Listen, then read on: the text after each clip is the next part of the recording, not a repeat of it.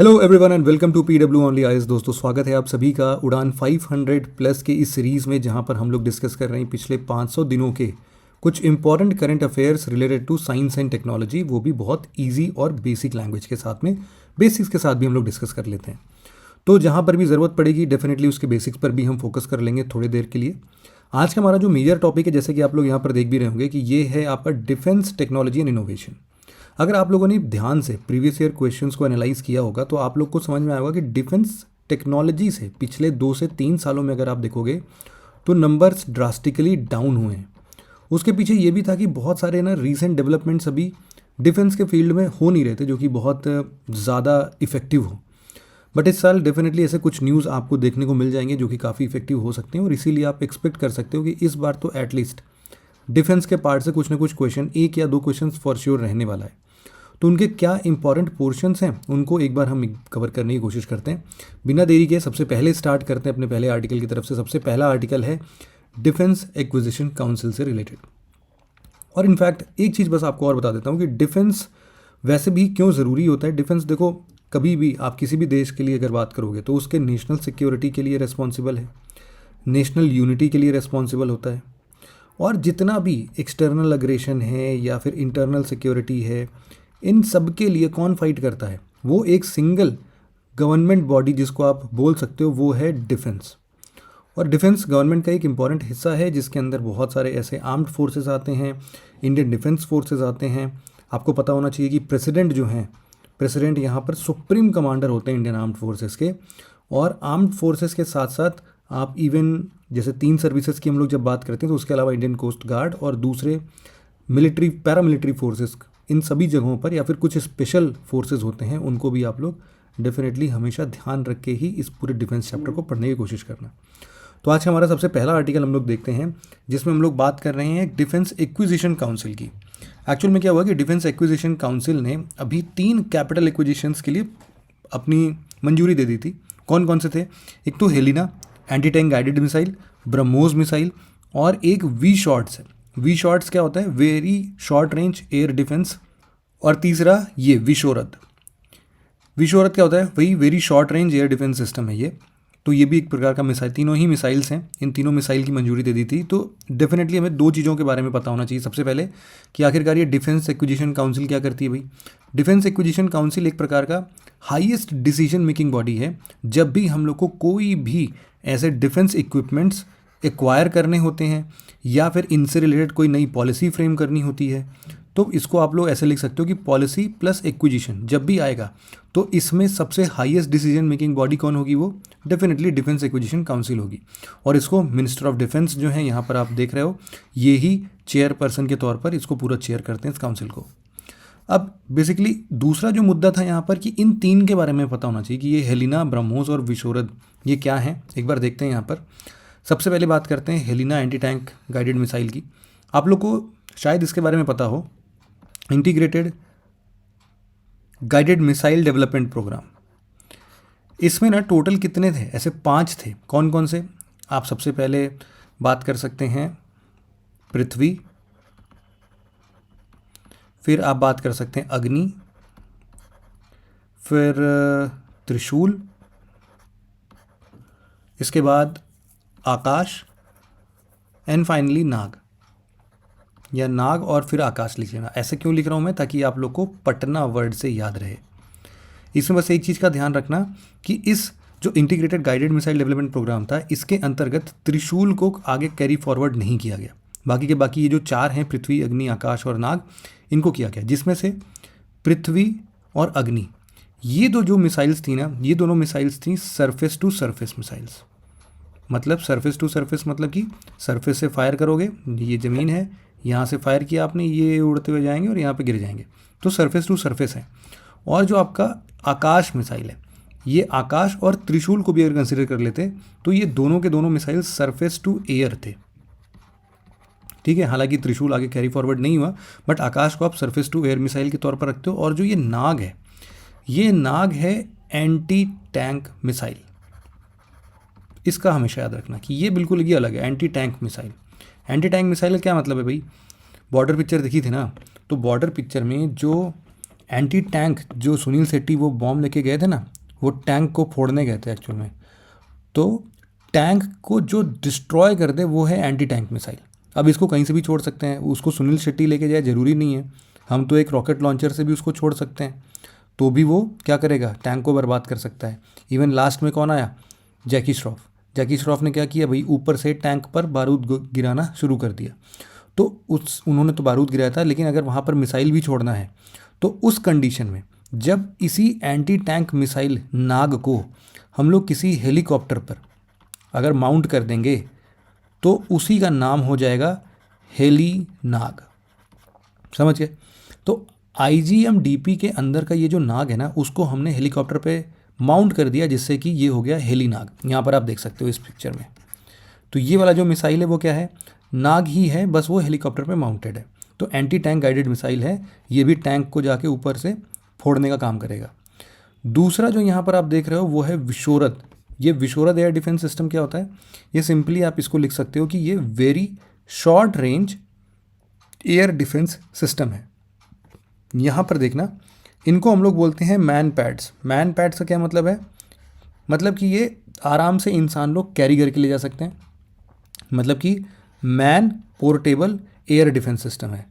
तो ये आदमी लोग, इस एग्जैक्टली जेंडर वो नहीं है यहाँ पर, मतलब कोई भी एक इंसान इसको ढो के लेके जा सकता है। मतलब इतना है कि ये पोर्टेबल है। और यहाँ से जो भी लो हैंगिंग टारगेट्स होते हैं, लो हैंगिंग टारगेट मतलब पेड़ पर वाले नहीं, जो आसमान में नीचे नीचे से उड़ रहे हैं, उन सबको अगर आपको मार गिराना है तो आपको ये विशोरद एयर डिफेंस सिस्टम काम में आ सकता है। तो ये विशोरद, हेलिना, और अब ये ब्रह्मोस। ब्रह्मोस जो वो क्या है, वो क्रूज़ मिसाइल है। क्रूज़ मिसाइल और बैलिस्टिक मिसाइल ऐसे दो टाइप के होते हैं, आप सबको पता होगा। बैलिस्टिक मिसाइल बोले तो वो पूरा ऐसे पैराबोलिक पाथ लेके जाता है, कुछ दूर के लिए आप उसको इग्नाइट करते हो, उसके बाद वो अपना ग्रेविटी काम करती है। थोड़ी दूर तक तो इनर्शिया चलेगा, एक हाइट अचीव करने के बाद ग्रेविटी के साथ में चला जा सकता है। इसको बहुत ज़्यादा मैनूवर नहीं कर सकते थे, इसका पाथ कोई भी डिटरमाइन कर सकता है। तो इन्हीं सब चीज़ों को ध्यान में रखते हुए हम लोगों ने क्रूज़ मिसाइल बनाया। क्रूज़ मिसाइल क्या है, उसको आप कैसे भी मैनूवर कर सकते हो, ऊपर नीचे दाएं बाएं कैसे भी चला के, और ये फाइनली हिट कर देगा टारगेट को। तो ये किसी भी डायरेक्शन में जाएगा, हमेशा इसमें प्रोपल्शन सिस्टम लगा होता है जो कि इसको गाइड करता है, और आप आराम से इसको गाइड भी कर सकते हैं। तो ब्रह्मोस मिसाइल समझ लो कि आज के ज़माने का one of the best cruise missile में से एक है। ब्रह्मोस मिसाइल का एक वर्जन है जिसको कि हम लोग अब तो आगे एक्सपोर्ट करने के लिए भी बातचीत कर रहे हैं। ब्रह्मोस जो है वो जॉइंट वेंचर है इंडिया और रशिया के इस डिफेंस ऑर्गेनाइजेशंस का। इसको दो नदियों पर, इंडिया का ब्रह्मपुत्र और रशिया का मोस्कवा रिवर, इन दोनों के नाम पर मिलाकर ब्रह्मोस क्रूज़ मिसाइल लॉन्चर हमने तैयार किया है। पहले जब हम लोगों ने MTCR missile technology control regime 2016 के पहले की बात हो रही है, इसके पहले जब साइन नहीं किया था ना, तो MTCR के अंदर में ये फंडा होता है कि भाई हम लोग को ना एट मैक्स अगर मिसाइल की कोई भी टेक्नोलॉजी या फिर कोई भी वेपनरी सिस्टम इंपोर्ट करना है, तो उसका अगर एक कंट्री है जिसके पास न्यूक्लियर वेपन है और एक ऐसा नेशन है जिन्होंने MTCR साइन नहीं किया, मतलब नॉन न्यूक्लियर वेपन स्टेट है, तो इनको अगर ट्रांसफ़र किया जा रहा है कोई भी ऐसा टेक्नोलॉजी या फिर वेपनरी सिस्टम, तो उसमें एक तरीके का रोक लगाया गया कि भाई जो भी आप मिसाइल दे रहे हो ना, वो 300 किलोमीटर से ज़्यादा का टारगेट एक्वायर नहीं कर सकता है, और साथ ही साथ जो उसका वॉरहेड है वो 500 kg से ज़्यादा का नहीं हो सकता। इसीलिए हम लोगों ने जब 2016 के पहले ब्रह्मोस मिसाइल बनाने की कोशिश की थी, तो वो 290 किलोमीटर तक की रेंज को ही ले आता था, और वॉरहेड पर भी अगर हम लोगों ने देखा तो 100-150 किलो का वॉरहेड था उसके पास। लेकिन धीरे धीरे जब 2016 में हम लोगों ने MTCR missile technology control regime पर साइन कर दिया, उसके बाद से ये सारे जो रिस्ट्रिक्शंस थे वो हट गए, और ब्रह्मोस को हम लोगों ने और फर्दर डेवलप किया, जो इस टाइम पर नेवल शिप्स में हम लोग टारगेट कर रहे हैं। इसकी रेंज तो काफ़ी अच्छी है, 800-900 किलोमीटर की दूरी ये आराम से तय करता है, और काफ़ी अच्छे स्पीड पर ये चलता है। मतलब ब्रह्मोस मिसाइल जो कि क्रूज़ मिसाइल है, तो इसकी क्रूज़ की स्पीड कितनी है, लगभग आप लोग 7 मैक मान सकते हैं। 7 मैक की स्पीड ये एक्वायर कर सकता है ब्रह्मोस क्रूज़ मिसाइल लॉन्चर। और सबसे बड़ी बात क्या है, ब्रह्मोस को जरा यहाँ पर आप देखना, ये देखो, ये जो पहला हिस्सा है ये है इसका स्टेज 1, और ये वाला हिस्सा है इसका स्टेज 2। जो स्टेज 1 है ये यहाँ पर सॉलिड प्रोपेलेंट लगे हुए हैं, और जो आपका स्टेज 2 है यहाँ पर ये देख रहे हो, ये है रामजेट इंजन। ठीक है, तो ये हमेशा याद रखना कि इसमें रामजेट इंजन लगा हुआ है, जिससे इसकी स्पीड और भयानक हो जाती है। तो मतलब ये हाइपरसोनिक स्पीड पर मस्त चलता है। और अब जब 800-900 किलोमीटर लेके जा रहा है तो इसका वॉरहेड उठाने की क्षमता भी अब हम लोगों ने बढ़ा के 250-300 kg तक कर दिया है। और इसको कहाँ पर दे दिया है हमने, अपने नेवल शिप्स के अंदर में। तो इसीलिए ये तीनों चीज़ों के लिए, ये तीनों सबसे पहले आप समझ लो कि ये इंडिजिनियसली बिल्ड है। इंडिजिनियसली बिल्ड होने के साथ साथ कौन बना रहा है भाई, वही डीआरडीओ अपना बना रहे होंगे। तो वहाँ से इन सब को एक्वायर करने के लिए या फिर इनको इंडक्ट करने की बात के लिए अपना जो डीएसी है, डिफेंस एक्विजिशन काउंसिल या डिफेंस एक्विजिशन काउंसिल, उन्होंने मंजूरी दे दी है। तो ये पूरा आर्टिकल समझ गया क्या, पूरे हिस्ट्री के साथ समझोगे ना आर्टिकल को तो काफ़ी मज़ा आता है और चीज़ें ना बिल्कुल एग्जैक्ट डोमेन पर आप पुट करते हो। ठीक है, तो ऐसे ही कुछ और भी अगर प्रॉब्लम आती है ना किसी टॉपिक को समझने के लिए, तो मैं बहुत बार कुछ अच्छे क्वेश्चंस और ऐसे अच्छे टॉपिक्स की अंडरस्टैंडिंग्स के साथ यहाँ पे इस टेलीग्राम चैनल पर हमेशा एक्टिव रहता हूँ।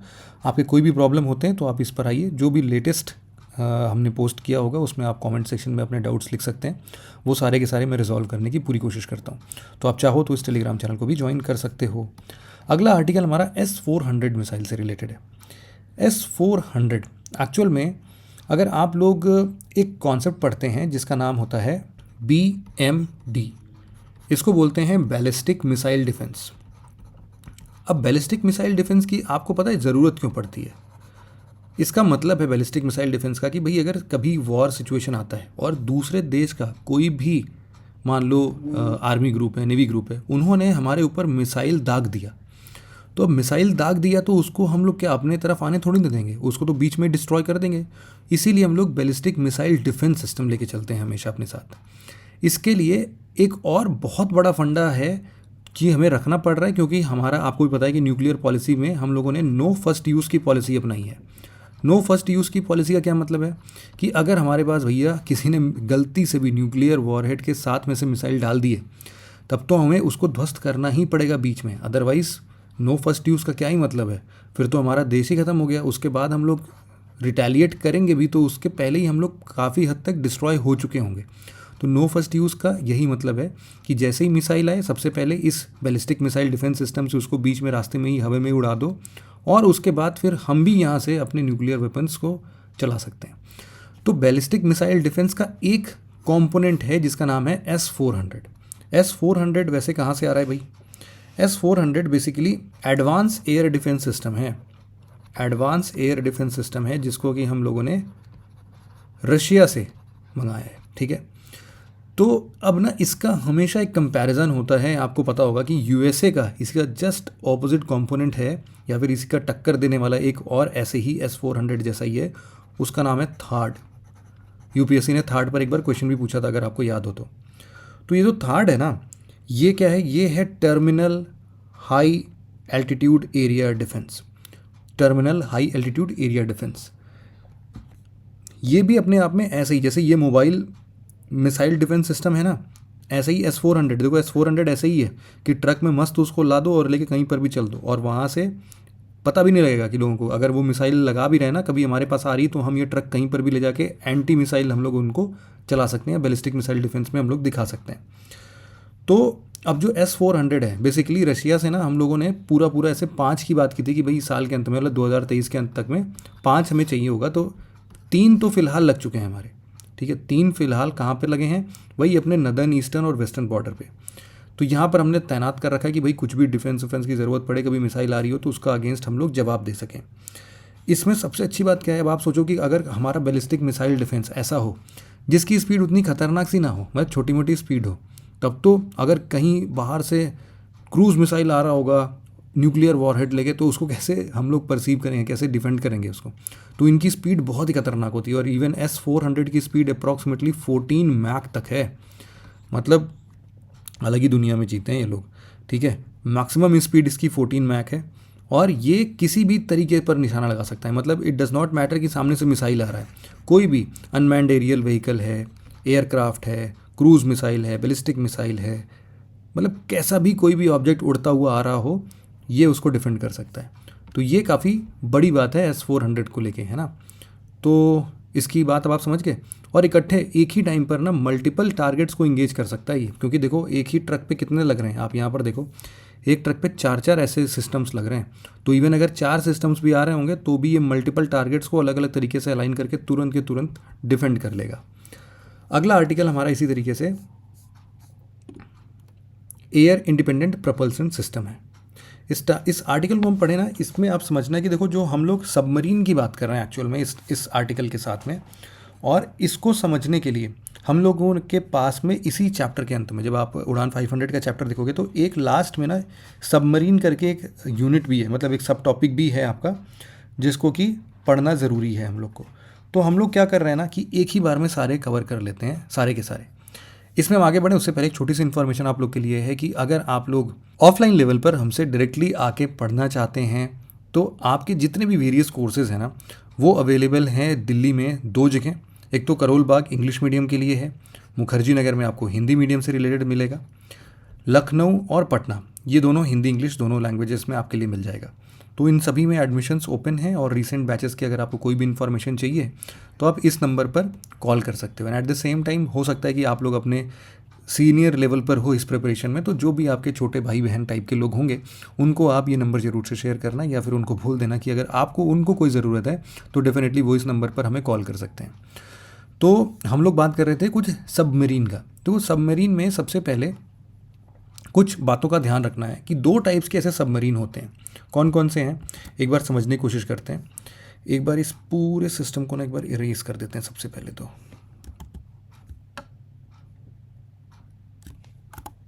हाँ, अब यहाँ पर हम लोग समझते हैं कि भाई देखो जो पूरा का पूरा अपना सबमरीन होता है वो 2 टाइप का होता है, ठीक। एक को हम लोग बोलते हैं SSK और एक को बोलते हैं SSBN। क्या मतलब है इसका? जो SSK टाइप के सबमरीन्स होते हैं वो ना डीजल इलेक्ट्रिक सबमरीन्स होते हैं, डीजल इलेक्ट्रिक सबमरीन। और जो SSBN टाइप्स के सबमरीन होते हैं वो न्यूक्लियर पावर्ड होते हैं। मतलब कि अगर आप लोगों ने न्यूक्लियर वाला चैप्टर अपना अच्छे से कवर कर लिया होगा तो उसमें पता होगा कि हम 3 स्टेजेस पे वैसे तो पावर जनरेट करते ही हैं लैंड सरफेस पे भी।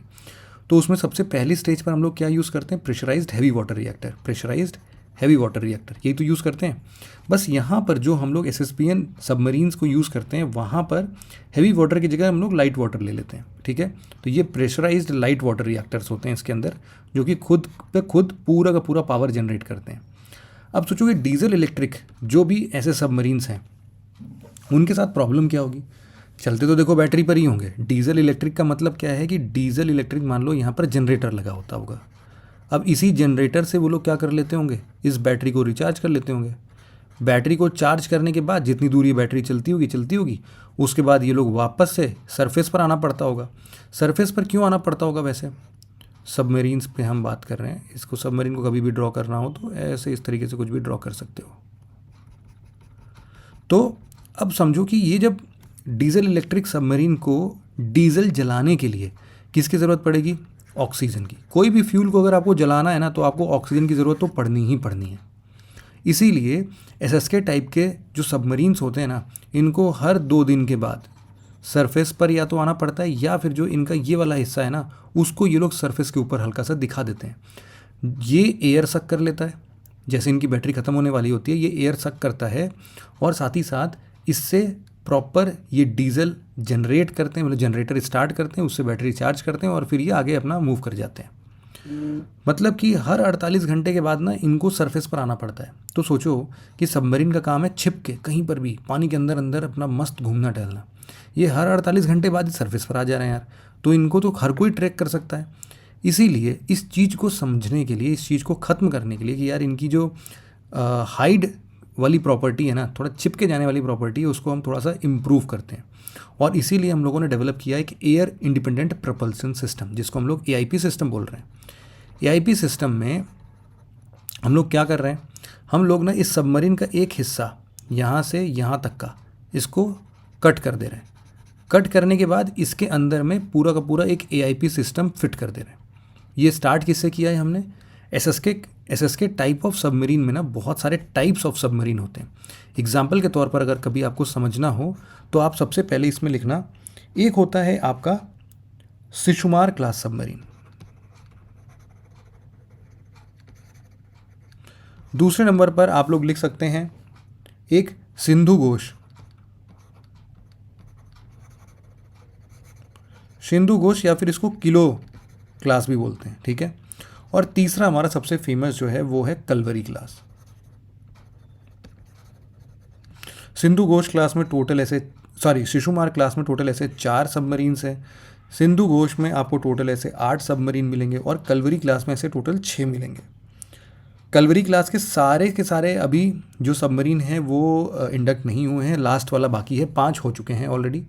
और इनफैक्ट आपको एक बात का और पता होना चाहिए कि इंडिया का एक 1998 में एक प्लान आया था जिसको हम लोग बोलते हैं इंडियाज़ 30 ईयर मॉडर्नाइजेशन प्लान। इसका क्या कहना था कि भाई अगले 30 साल में मतलब 2030 तक में ना अपना पूरा जो नेवल आर्मी है इसमें पूरा इंडिजिनाइज्ड यानी कि इंडिजीनियसली बिल्ट सारे के सारे हम लोग को सबमरीन हो गया, डिस्ट्रॉयर हो गया, फ्रिगेट्स हो गया, कॉर्वेट हो गया, एयरक्राफ्ट कैरियर हो गया, जितनी भी ऐसे नेवल आर्मी यूज़ करती है ना इन तरह के गैजेट्स को, मतलब ऐसे वॉरशिप्स को, इन सब को इंडिजिनसली बिल्ड करना है। और इन्हीं के अंतर्गत ऐसे बहुत सारे प्रोजेक्ट लॉन्च हुए थे। तो कलवरी क्लास के अंदर जो प्रोजेक्ट था वो उसको हम लोग बोलते हैं प्रोजेक्ट 75। कलवरी क्लास के अंदर में कौन कौन से हैं? सबसे इंपॉर्टेंट है अपना कलवरी, तो पहला है ही है। फिर इसके बाद कलवरी के बाद क्या है? खांदेरी, खांदेरी के बाद करंज, और इधर से अगर आप लोग देते हो तो INS वेला, INS वगीर और INS वगशीर। तो अभी वगीर को हाल फिलहाल में ही इंडक्ट किया गया है, इसीलिए मैं आपको यहाँ तक बता रहा था। इन सबको हम लोग ऑलरेडी फंक्शनिंग में मोड में हैं। और जो AIP सिस्टम है वो सभी कलवरी क्लास के सबमरीन्स पर हम लोग लगाने की बात कर रहे हैं। अब AIP सिस्टम में होगा क्या वो देख लेते हैं। AIP सिस्टम में बेसिकली हम लोग फ्यूल सेल का इस्तेमाल करेंगे। अब फ्यूल सेल ना कई टाइप के होते हैं, जैसे हम लोगों ने अभी कुछ लेक्चर्स पहले में शायद हाइड्रोजन फ्यूल सेल के बारे में आप लोगों ने वैसा तो सुना ही होगा। इसमें क्या होता है हाइड्रोजन फ्यूल सेल्स में कि इनको मान लो ये 2 कैथोड एनोड है, ये एनोड है, ये कैथोड है, बीच में कोई इलेक्ट्रोलाइट होती है। अब इलेक्ट्रोलाइट की जगह पर ना कुछ भी इस्तेमाल कर सकते हैं। कई बार हम लोग PEM का इस्तेमाल करते हैं। अगर वो नहीं है तो कुछ अभी जो यहाँ पर AIP सिस्टम में कर रहे हैं ना वो तो कुछ इलेक्ट्रोलाइट फॉस्फोरस बेस्ड है, उसका इस्तेमाल कर रहे हैं हम लोग। तो हम लोग बेसिकली इसमें क्या करते हैं ना कि हाइड्रोजन की सप्लाई करते हैं। देखो नॉर्मल बैटरी और फ्यूल सेल में क्या अंतर है? बैटरी क्या करती है? पावर स्टोरेज का काम करती है ना। बस यही तो काम है। आपकी इन्वर्टर वाली बैटरी हो गई, जैसे पावर स्टोर ही तो करती है, बस जब भी ज़रूरत पड़ेगी वो दे देगी। लेकिन फ्यूल सेल जो है ना ये पावर जनरेट करती है ना। ये एक ऐसी बैटरी है जो कि पावर जनरेट करती है। इसमें क्या होता है कि हाइड्रोजन जैसे ही इसको दिया जाता है एज ए फ्यूल, वो क्या करता है कि इसके जो प्लस चार्जेस हैं, मतलब कि H+ चार्ज है, वो इस इलेक्ट्रोलाइट से पास होके कैथोड तक पहुंच जाते हैं। लेकिन जो नेगेटिव चार्ज है, इलेक्ट्रॉन है, वो नहीं पहुंचते, वो बाहर हो जाते हैं इससे। और हम लोग क्या करते हैं ना, इसी को एक शॉर्ट सर्किट कर देते हैं यहाँ से यहाँ तक। और इसके बीच में जैसे ही इलेक्ट्रॉन का एक शॉर्ट सर्किट किया तो फ्लो होने लगेगा। इलेक्ट्रॉन का फ्लो होना मतलब बिजली का पैदा होना। बिजली जैसे ही पैदा होती है तो उसके बीच में लोड लगा देते हैं हम लोग, तो वो बिजली जैसा काम करने लगता है। तो ये जो मैकेनिज़्म है ना, ये तो बहुत ही छोटा सा मैकेनिज़्म है। हम लोग को पूरा ऐसे स्टैक ऑफ फ्यूल सेल्स लगाने पड़ते हैं, तब तो जाके कुछ हमें sufficient amount of energy produce मिलती है, इलेक्ट्रिसिटी प्रोडक्शन मिलती है। इधर से हम लोग क्या करते हैं, ऑक्सीजन दे देते हैं। तो हाइड्रोजन का इधर वाला पॉजिटिव चार्ज आया, ऊपर से इलेक्ट्रॉन से मिलके हाइड्रोजन न्यूट्रल हो जाता है, ऑक्सीजन के साथ मिलके ये क्या बनाता है, वाटर। तो ये बाई प्रोडक्ट में अपने वाटर ही बनाता है। तो हम लोग यही कर रहे हैं इनफैक्ट कि हम लोग इसको AIP सिस्टम में लिक्विड ऑक्सीजन का इस्तेमाल कर रहे हैं। और साथ ही साथ हम लोग जो ये हाइड्रोजन है ना, हाइड्रोजन को भी आपको भी पता है कि इतने प्रेशराइज्ड फॉर्म में अगर हाइड्रोजन को लेके जाओगे तो बहुत ज़्यादा इन्फ्लेमेबल होती है, आग पकड़ने के चांसेस बहुत ज़्यादा हैं। तो इसीलिए हम लोग यहाँ पर सोडियम बोरॉन हाइड्रेट ऐसा कुछ करके है NaBH4, उसका इस्तेमाल कर रहे हैं। ये सब याद करने की ज़रूरत नहीं है, लेकिन पता होना चाहिए बस एक नॉर्मल तरीके से। तो हम लोग इसमें बेसिकली जो फ्यूल सेल यूज़ कर रहे हैं वो कौन सा मैंने बताया आपको, phosphoric acid fuel cell, phosphoric acid fuel cell. अब इसके लगाने से क्या होगा कि जो जनरेटर चलाने के लिए हम लोग को ऑक्सीजन की ज़रूरत पड़ती थी, अब यहाँ से डायरेक्टली इलेक्ट्रिसिटी पैदा हो जा रही है, लिक्विड ऑक्सीजन ये अपने साथ लेके जा रहा है। तो अब इसको ना सरफेस पर आने की ज़रूरत नहीं है, जो हर 2 दिन बाद 48 घंटे बाद इसको बाहर आना पड़ता था, अभी आराम से 14-15 दिन तक अंदर ही अंदर पानी के मस्त अपना काम देख सकता है। ठीक है, तो इसीलिए हम लोग AIP सिस्टम लेके आ रहे हैं। अब इसी के जस्ट ऑपोजिट साइड में आप समझो कि एक क्लास है जिसको हम लोग बोल रहे हैं SSBN, जो कि nuclear powered and nuclear warhead enabled है। दोनों अलग अलग चीज़ें हैं, है ना। एक तो nuclear powered pressurised light water reactor इसके अंदर है, जो कि इस पूरे सबमरीन को पावर देता है, और साथ ही साथ इन SSBN पर हम लोगों ने न्यूक्लियर वॉरहेड भी लगा रखा है। मतलब कि मान लो ब्रह्मोस न्यूक्लियर वॉरहेड के साथ इसमें तैनात रहेगा, या फिर इनफैक्ट कोई भी मान लो K-15 टाइप का मिसाइल है, मतलब शॉर्ट रेंज बैलिस्टिक मिसाइल्स, या फिर SLBMs लगा सकते हैं। बहुत सारी चीज़ें इस पर हम लोग तैनात कर सकते हैं। अब इसके क्या एग्जाम्पल्स में लिखोगे आप लोग? एग्जाम्पल में आप लोग सबसे बढ़िया लिख सकते हो INS अरिहंत। ठीक, INS अरिहंत इंडिया का पहला indigenously designed developed manufactured nuclear powered ballistic missile के साथ लैश सबमरीन है। इसको 2016 में हम लोगों ने कमीशन किया था, और साथ ही साथ इसमें हम लोगों ने 83 मेगावाट का प्रेशराइज्ड लाइट वाटर रिएक्टर लगाया हुआ है। तो ये आराम से आप समझ लो तो बहुत टाइम तक जाता है। और इनफैक्ट आपको ये भी बताना चाहिए कि INS अरिहंत ही एक ऐसा 2016 में हम लोग एक्चुअल में अपने न्यूक्लियर ट्रायड को कंप्लीट कर रहे थे। न्यूक्लियर ट्रायड का क्या मतलब है कि हम लोग एयर, वाटर, लैंड, हर जगह से हम लोग अपने न्यूक्लियर वेपन्स दाग सकते हैं, तैयार कर सकते हैं। इसी को न्यूक्लियर ट्रायड बोल रहे हैं हम लोग। तो INS अरिहंत इस मामले में भी नेवल साइड से इसको कैपेबिलिटी देता था। इसके बाद INS अरिहंत के बाद INS अरिघात है, और फिर इसके बाद दो और हैं। इसको हम लोग S3 और S4 बोल रहे हैं। इनफैक्ट इनके नाम नहीं दिए गए हैं। अरिधमन वगैरह कुछ न्यूज़ में आया था, बट वो बहुत श्योर नहीं है, तो अभी ऑफिशियल अनाउंसमेंट ऐसे कुछ है नहीं। तो ये दो टाइप के हमेशा आपको सबमरीन से याद रखने हैं, ठीक है। अब इसके बाद और कुछ अगर टॉपिक हमें पढ़ना है सबमरीन में, नहीं, मोटा मोटा हमने कवर कर लिया है। इतनी इन्फॉर्मेशन अगर आपके पास रहती है ना, तो आप सबमरीन वाले सारे टॉपिक्स को बहुत इजीली सॉल्व कर सकते हो। तो अब हमने एयर इंडिपेंडेंट प्रोपल्शन तो पढ़ ही लिया है, साथ ही साथ एक बार मैं ना वो बैलिस्टिक कह रहा हूँ, वो सबमरीन वाला टॉपिक भी एक बार ढूंढता हूँ। रुको 1 मिनट दे दो। सबमरीन वाला लास्ट में ही था शायद, है ना। ये कौन सा स्पाई बलून्स, ये अलग है। मिसाइल सिस्टम इन न्यूज़, ये मिल गया मुझे। सारे के सारे सबमरीन्स की बात हम कर रहे थे। तो सबमरीन्स में आपका हमेशा एक बात पता होना चाहिए कि देखो, सबमरीन की जब भी हम लोग बात करते हैं, सबमरीन इज़ वन टाइप जहाँ पर हम लोग अपने नेवल साइड से जो आर्म्ड व्हीकल होते हैं उनको देखते हैं। इसके साथ ही साथ एयरक्राफ्ट कैरियर होते हैं, फ्रिगेट्स होते हैं, डिस्ट्रॉयर्स होते हैं, और इवन यहाँ पर एक बात नहीं लिखी गई है, कॉर्वेट्स भी होते हैं। ठीक, तो इन सब में क्या डिफरेंसेस हैं, कैसे इन सबको आप डिफ्रेंशिएट करके पढ़ सकते हो। तो अगर हम लोग साइज़ की बात करें ना, तो सबसे छोटा होता है कॉर्वेट, फिर इससे बड़ा होता है आपका फ्रिगेट, और इससे भी बड़ा होता है आपका डिस्ट्रॉयर, और फिर जो सबसे ख़तरनाक से होते हैं वो तो आप लोगों को पता ही है, एयरक्राफ्ट कैरियर्स और ये सारी चीज़ें होती हैं। तो इनके अलावा जैसे क्रूज़ भी होते हैं, क्रूज़ शिप्स भी होते हैं, लेकिन क्रूज़ शिप्स अभी इंडिया के पास अपना कोई है नहीं, वो USA वगैरह यूज़ करते हैं। हम लोग इन्हीं 3 से बढ़िया काम कर लेते हैं। इसके बाद आता है अपना एयरक्राफ्ट कैरियर। एयरक्राफ्ट कैरियर तो भाई बहुत ही बड़ा होता है, आराम से 1500-2000 लोग के साथ ही चलता है। ये नीचे जो देख रहे हो ना, ये एयरक्राफ्ट कैरियर ही है। तो अभी हम लोग को क्या पढ़ना रहेगा, ये चारों के बारे में अगर हम लोग एक बार छोटा सा इन्फॉर्मेशन लेने की कोशिश करें, तो ये जो 2-3 हैं, ये ना बेसिकली इनका काम यही होता है कि यार देखो, एयरक्राफ्ट कैरियर इतना बड़ा सा हर जगह जा रहा है, लेकिन ये जब भी जाता है तो इसको ना आगे पीछे से सपोर्ट सिस्टम की ज़रूरत पड़ती है। तो आप देखो, जब भी ये चलेगा ना, तो इसके आगे कुछ, इसके पीछे, बगल में, इसको प्रोटेक्ट करने के लिए हमेशा कुछ ना कुछ शिप्स साथ में चलती रहती है। और इनफैक्ट इसके अलावा भी, जैसे मान लो नॉर्मली हर जगह एयरक्राफ्ट कैरियर लेके थोड़ी पहुंच जाएंगे हम लोग, उसके अलावा भी कुछ ना कुछ चाहिए होगा ना हमें। मतलब उसके अलावा इन द सेंस कि उसके ऊपर से, उसके अलावा मतलब अगर कभी छोटा मिशन हुआ तो हम एयरक्राफ्ट कैरियर ले जाके क्या ही करेंगे, हमारा कॉर्वेट से काम चल जा रहा है, फ्रिगेट से काम चल जा रहा है। डिस्ट्रॉयर, फ्रिगेट, कॉर्वेट, इन सब में आप जितना इनका साइज़ बढ़ता जाता है, उन सब में आप ये भी डिसाइड कर सकते हो कि भाई इनके पास ज़्यादा से ज़्यादा वेपनरी सिस्टम भी बढ़ते जा रहे हैं। तो वेपनरी सिस्टम किसका सबसे ज़्यादा होगा? डिस्ट्रॉयर के पास सबसे ज़्यादा होगा, फ्रिगेट उससे थोड़ा कम, कॉर्वेट उससे भी कम। तो इनफैक्ट ऐसा होता है कि जब भी एयरक्राफ्ट कैरियर चलता है तो उसको प्रोटेक्ट करने के लिए डिस्ट्रॉयर्स, और डिस्ट्रॉयर्स को प्रोटेक्ट करने के लिए कॉर्वेट्स ऐसे लगे होते हैं।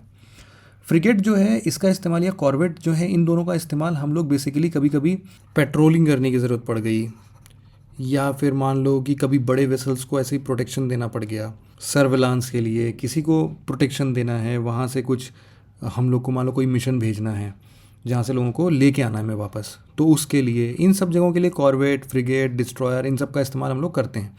डिस्ट्रॉयर इस लाइक कि डायरेक्ट कॉम्बैट में इसका डायरेक्टली इस्तेमाल कर सकते हैं, इसके पास अच्छे खासे वेपनरी सिस्टम्स होते हैं। अब यहाँ पर हम लोग बात करते हैं अपने सबसे पहले एयरक्राफ्ट कैरियर INS विक्रांत के बारे में। INS विक्रांत जो है, वैसे तो हम लोग सबमरीन की बात कर रहे थे ना, हमें सबसे पहले सबमरीन की बात करनी चाहिए। यहाँ पर देखते हैं, ये है हमारा scorpion class submarine. Scorpion class submarine जो होता है वही जिसमें हम लोग, स्कॉर्पियन क्लास मतलब कि कलवरी क्लास की बात कर रहे हैं हम लोग, कलवरी क्लास बोल लो या फिर स्कॉर्पियन क्लास बोल लो, बात एक ही है, या फिर प्रोजेक्ट 75 बोल दो, ये तीनों एक ही चीज़ है।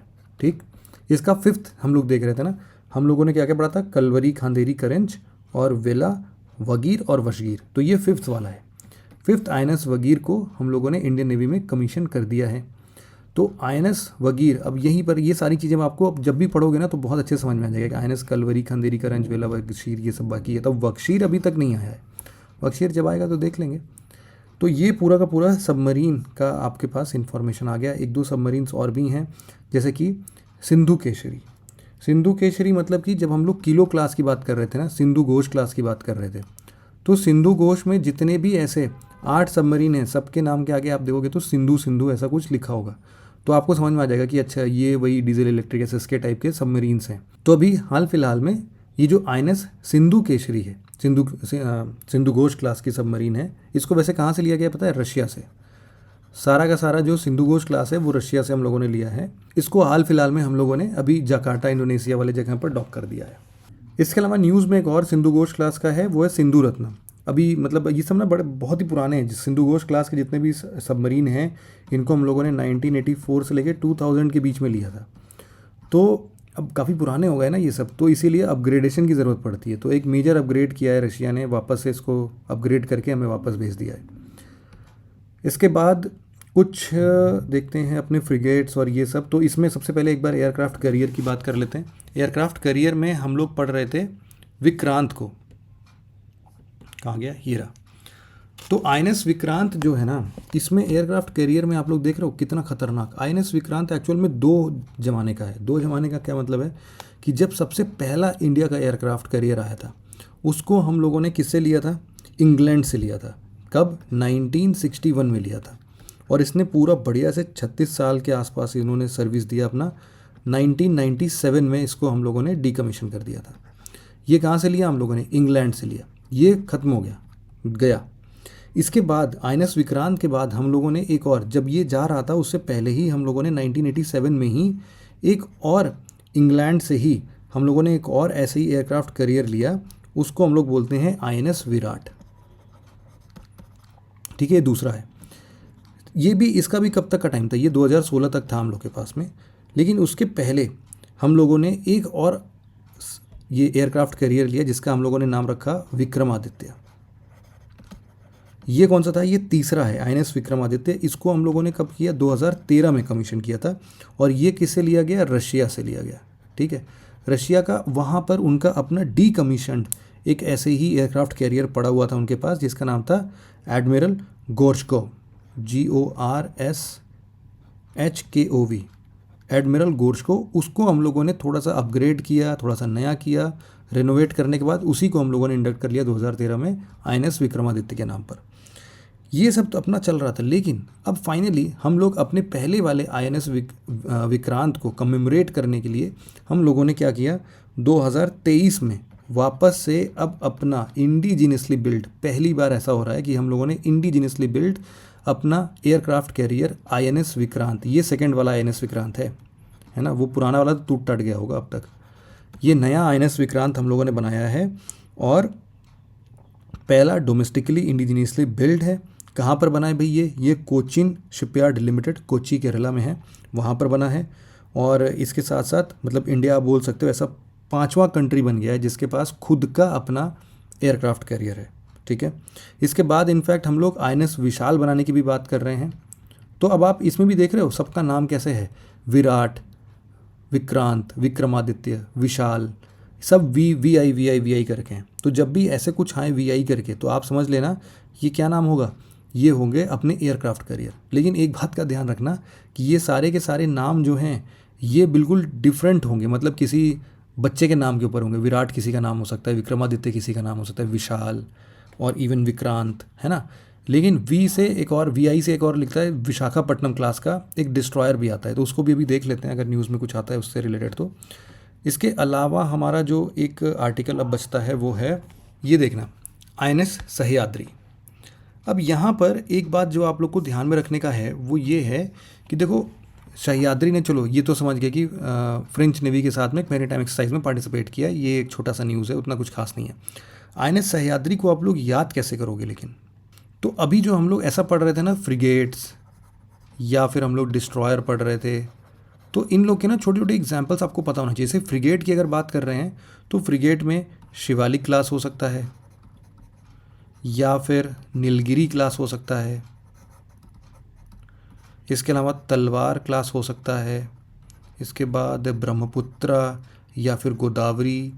ये जितने भी ऐसे Godavari class, Brahmaputra class, Talwar class, Nilgiri class, Shivalik class, इन सब के अंदर भी कई सारे ऐसे फ्रिगेट्स बन रहे होंगे। तो इसी शिवालिक क्लास का ही एक अलग सा आप बोलोगे वो क्या है, सह्याद्री। अब ये शिवालिक जो है ना, इस तरीके से माउंटेन रेंजेस के अलग अलग नामों पर बेस्ड होगा। जब भी ऐसा माउंटेन रेंजेस के नाम मिले ना तो उनको क्या समझ जाना कि ये है अपना फ्रिगेट। सिमिलरली नीलगिरी के ऊपर भी यही चीज़ हासिल होती है, मतलब यही चीज़ लागू होती है। जैसे जिसमें भी नाम के आगे गिरी आ जाए, इसके जैसे 6 हैं टोटल, अगर स्टिल्थ फ्रिगेट्स हैं ये सारे के सारे, ये हो गए। जैसे कि INS नीलगिरी तो है ही है, इसके अलावा उदयगिरी, हिमगिरी, तारागिरी, या फिर दूनागिरी, या फिर विंध्यगिरी, ये सब जितने भी गिरी गिरी वर्ड के आएंगे ना, ये सब कौन होंगे, ये सारे के सारे स्टील्थ फ्रिगेट्स होंगे, ठीक है। इसके अलावा ऐसे ही Brahmaputra class, Talwar class, Godavari class नदियों के नाम पर होंगे। तो गोदावरी क्लास के अंदर में आप लोग बहुत अच्छे से समझ सकते हो, ब्रह्मपुत्रा क्लास होगा तो भी नदियों के बेसिस पर आप लोग समझ सकते हो। तो ये सब क्या होंगे, फ्रिगेट्स होंगे। और इसके दूसरे साइड में अगर डिस्ट्रॉयर की बात करो तो यहाँ पर सबसे पहले तो एक विशाखापट्टनम क्लास है। विशाखापट्टनम क्लास के बाद कोलकाता क्लास आप लोग बोल सकते हो। इसके बाद दिल्ली क्लास, राजपूत क्लास, इन सब में देखना जगहों के नाम लिखे गए हैं, है ना। तो जैसे कि अगर विशाखापट्टनम क्लास में टोटल ऐसे 4 शिप्स के प्रोजेक्ट हैं, 4 डिस्ट्रॉयर्स बना रहे हैं। कौन कौन से, एक वाइजैग है, एक मर्मगांव है, एक इम्फाल है और एक सूरत है। तो इन मेजर पोर्ट्स के नाम जो है वो विशाखापट्टनम क्लास के बेसिस पर वहाँ पर रख दिए गए हैं। तो इसी तरीके से ना इनके जैसे वो प्रोजेक्ट 75 था किसके लिए, सबमरीन के लिए। तो सबमरीन में एक चीज़ अच्छा मैं और बताना भूल गया कि एक प्रोजेक्ट अपना 75I भी है। 75I समझ लो 75 का ही एक्सटेंडेड वर्जन है, जिसके अंदर में हम लोग 6 सबमरीन्स और बनाएंगे, यही डीजल इलेक्ट्रिक वाले ही। इसके बाद हम लोग यहाँ पर अगर देखते हैं जैसे फ्रिगेट्स वगैरह की हम लोग बात कर रहे थे, तो शिवालिक क्लास जैसे है तो इसको हम लोग प्रोजेक्ट 17 बोलते हैं, नीलगिरी क्लास को प्रोजेक्ट 17A बोलते हैं। सिमिलरली कोलकाता क्लास यहाँ पर देख रहे थे, इसको प्रोजेक्ट 15A बोलते हैं। विशाखापट्टनम क्लास को प्रोजेक्ट 15B बोलते हैं। तो ऐसे अलग अलग नाम पर है, अगर आप लोग को याद हो सकता है तो आप लोग ज़रूर से याद रखना, है ना। फिर इसी के साथ साथ अब आप सोचो, खुद से अब दिमाग लगाना, है ना। अब ये है INS तरकश। INS तरकश किसके जैसा लग रहा है, तलवार के जैसा लग रहा है क्या। तो देखना यहाँ पर क्या लिखा हमने, तलवार क्या है, फ्रिगेट है, तो तरकश भी आप समझ जाओगे कि अच्छा INS तरकश भी अपना फ्रिगेट ही होगा। तो कावेरी ऑपरेशंस के लिए ये तरकश काफ़ी फेमस हुआ था। ये जो सूडान में भी वॉर सिचुएशन चल रही थी, वहाँ से कुछ इंडियंस को इवैक्यूएट करने के लिए INS तरकश का इस्तेमाल किया गया था। और इसके साथ साथ सपोर्टिंग शिप्स भी थी, INS सुमेधा और INS तेग, ये सब लोग गए थे वहाँ पर। सारे के सारे स्टील्थ फ्रिगेट हैं, इंडियन आर्मी के हैं, ये सब लोग वहाँ से उन लोग को छुड़ा के लेके आए थे। तो फ्रिगेट का काम ये भी हो सकता है, रेस्क्यू मिशंस में भी फ्रिगेट को इस्तेमाल में ला सकते हैं। फिर एक है INS अंद्रोथ, ये ना अलग चीज़ हो गई। अभी तक हम लोग फ्रिगेट, कॉर्वेट या फिर डिस्ट्रॉयर या फिर एयरक्राफ्ट कैरियर, सबमरीन, इन सब की बात कर रहे थे। ये एक प्रकार का anti submarine warfare shallow water craft होता है। मतलब क्या है कि मतलब कभी भी सबमरीन्स वगैरह जब भी आप वॉर सिचुएशंस में आओगे तो सबमरीन्स को मार गिराने के लिए एक तो अपना सबमरीन चल ही रहा है, एक एंटी सबमरीन वॉरफेयर जो कि शैलो वाटर क्राफ्ट, मतलब शैलो वाटर में चलने वाले एक ऐसे ही वॉरफेयर क्राफ्ट है, आप ऐसा समझ लो। इसको हम लोग बोलते हैं INS अंद्रोथ। तो अभी इसको 3 डीजल ड्रिवन वाटर जेट्स के साथ में प्रोपल्शन सिस्टम इसमें लगाया गया है। बस इतना ही था कि ये आपको पता होना चाहिए कि आईएनएस अंद्रोथ क्या है। आईएनएस अंद्रोथ है भाई anti submarine warfare shallow watercraft. और ये समझ लो अंद्रोथ जो है वो बेसिकली जो ये anti submarine warfare shallow watercraft है ना, इसका टोटल ऐसे 8 एंटी सबमरीन वाटरक्राफ्ट आएगा, तो उसमें से ये सेकेंड है आईएनएस अंद्रोथ। इसके बाद आता है आईएनएस किरपान। आईएनएस किरपान एक प्रकार का कॉर्वेट है, ठीक है। कॉर्वेट अभी तक हम लोगों ने एक भी नहीं पढ़ा था। तो आईएनएस किरपान क्या है? आईएनएस किरपान एक कॉर्वेट है और इसके अंदर अभी indigenously built in service missile हम लोगों ने लगा दिया है और इसको वापस किसको भेज दिया है? वियतनाम को। वियतनाम को एक गिफ्ट किया है हमने आईएनएस किरपान, तो इसीलिए न्यूज़ में था। आईएनएस किरपान जो है ये खुक्री क्लास का है। खुक्री क्लास के जो भी होंगे वो कॉर्वेट होंगे। और कॉर्वेट आपको भी पता है कि सबसे छोटे हिस्से में होते हैं, तो सबसे छोटा फास्ट वॉरशिप होता है। स्पीड इसकी ठीक ठाक होती है ना। तो इसमें छोटे छोटे वेपनरी सिस्टम जैसे कि मीडियम रेंज गन लग दिया, क्लोज रेंज गन लगा दिया, तो ऐसे ही छोटी छोटी चीज़ें इसमें लगी रहती हैं। एक इसी तरीके से है आईएनएस इम्फाल। तो आईएनएस इम्फाल में अभी अभी हम लोगों ने क्या लगा दिया है? ब्रह्मोस लगा दिया है। ये स्टील्थ गाइडेड मिसाइल डिस्ट्रॉयर है।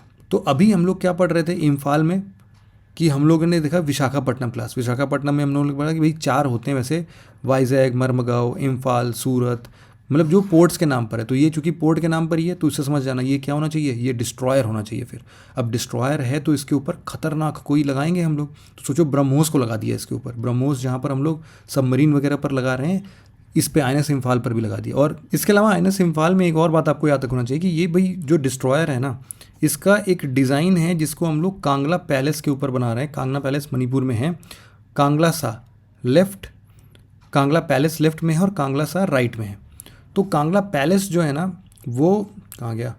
कांगला पैलेस जो है वो बेसिकली मणिपुर का एक समझ लो फॉर्मर किंगडम है और वहाँ की जो ट्रेडिशनल सीट है वहाँ पर एक आर्कियोलॉजिकल और हिस्टोरिकल साइट है मणिपुर में, कांगला पैलेस। तो उसकी इमेज बना दी है और दूसरी तरफ इन्होंने कांगला सा बनाया। कांगला सा क्या है? ये स्टेट एम्बलम है वहाँ मणिपुर का, प्रोटेक्टर ऑफ इट्स पीपल इसका मतलब होता है। तो इसके तरफ से इसका भी सिंबल बना दिया। तो आईएनएस इम्फाल पर ये 2 सिंबल्स बने हैं, बस ये याद रखना आप लोग, है ना। अब इसके बाद जो लास्ट हमारा आईएनएस विशाखापट्टनम के अंदर क्लास में बचेगा वो प्रोजेक्ट 15B के अंदर में क्या बचेगा? सूरत। वो भी अंडर डेवलपमेंट में है, वो भी जल्दी सामने आते हुए दिखाई देगा।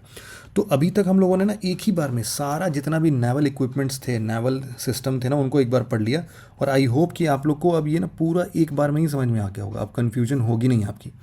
वापस से आते हैं अपने आर्टिकल की तरफ। हम लोग यहाँ AIP सिस्टम के साथ से डिस्कस करने गए थे और वहाँ से हम लोग फिर पूरा के पूरे पढ़ के आ गए। अब हमारा अगला आर्टिकल है Indo US unmanned air vehicle. वैसे ही है, कुछ इतना इंपॉर्टेंट आर्टिकल नहीं लगा मुझे। कि यूजुअली क्या था ना कि एक डिफेंस टेक्नोलॉजी या ट्रेड इनिशिएटिव है, DTTI, defence technology and trade initiative.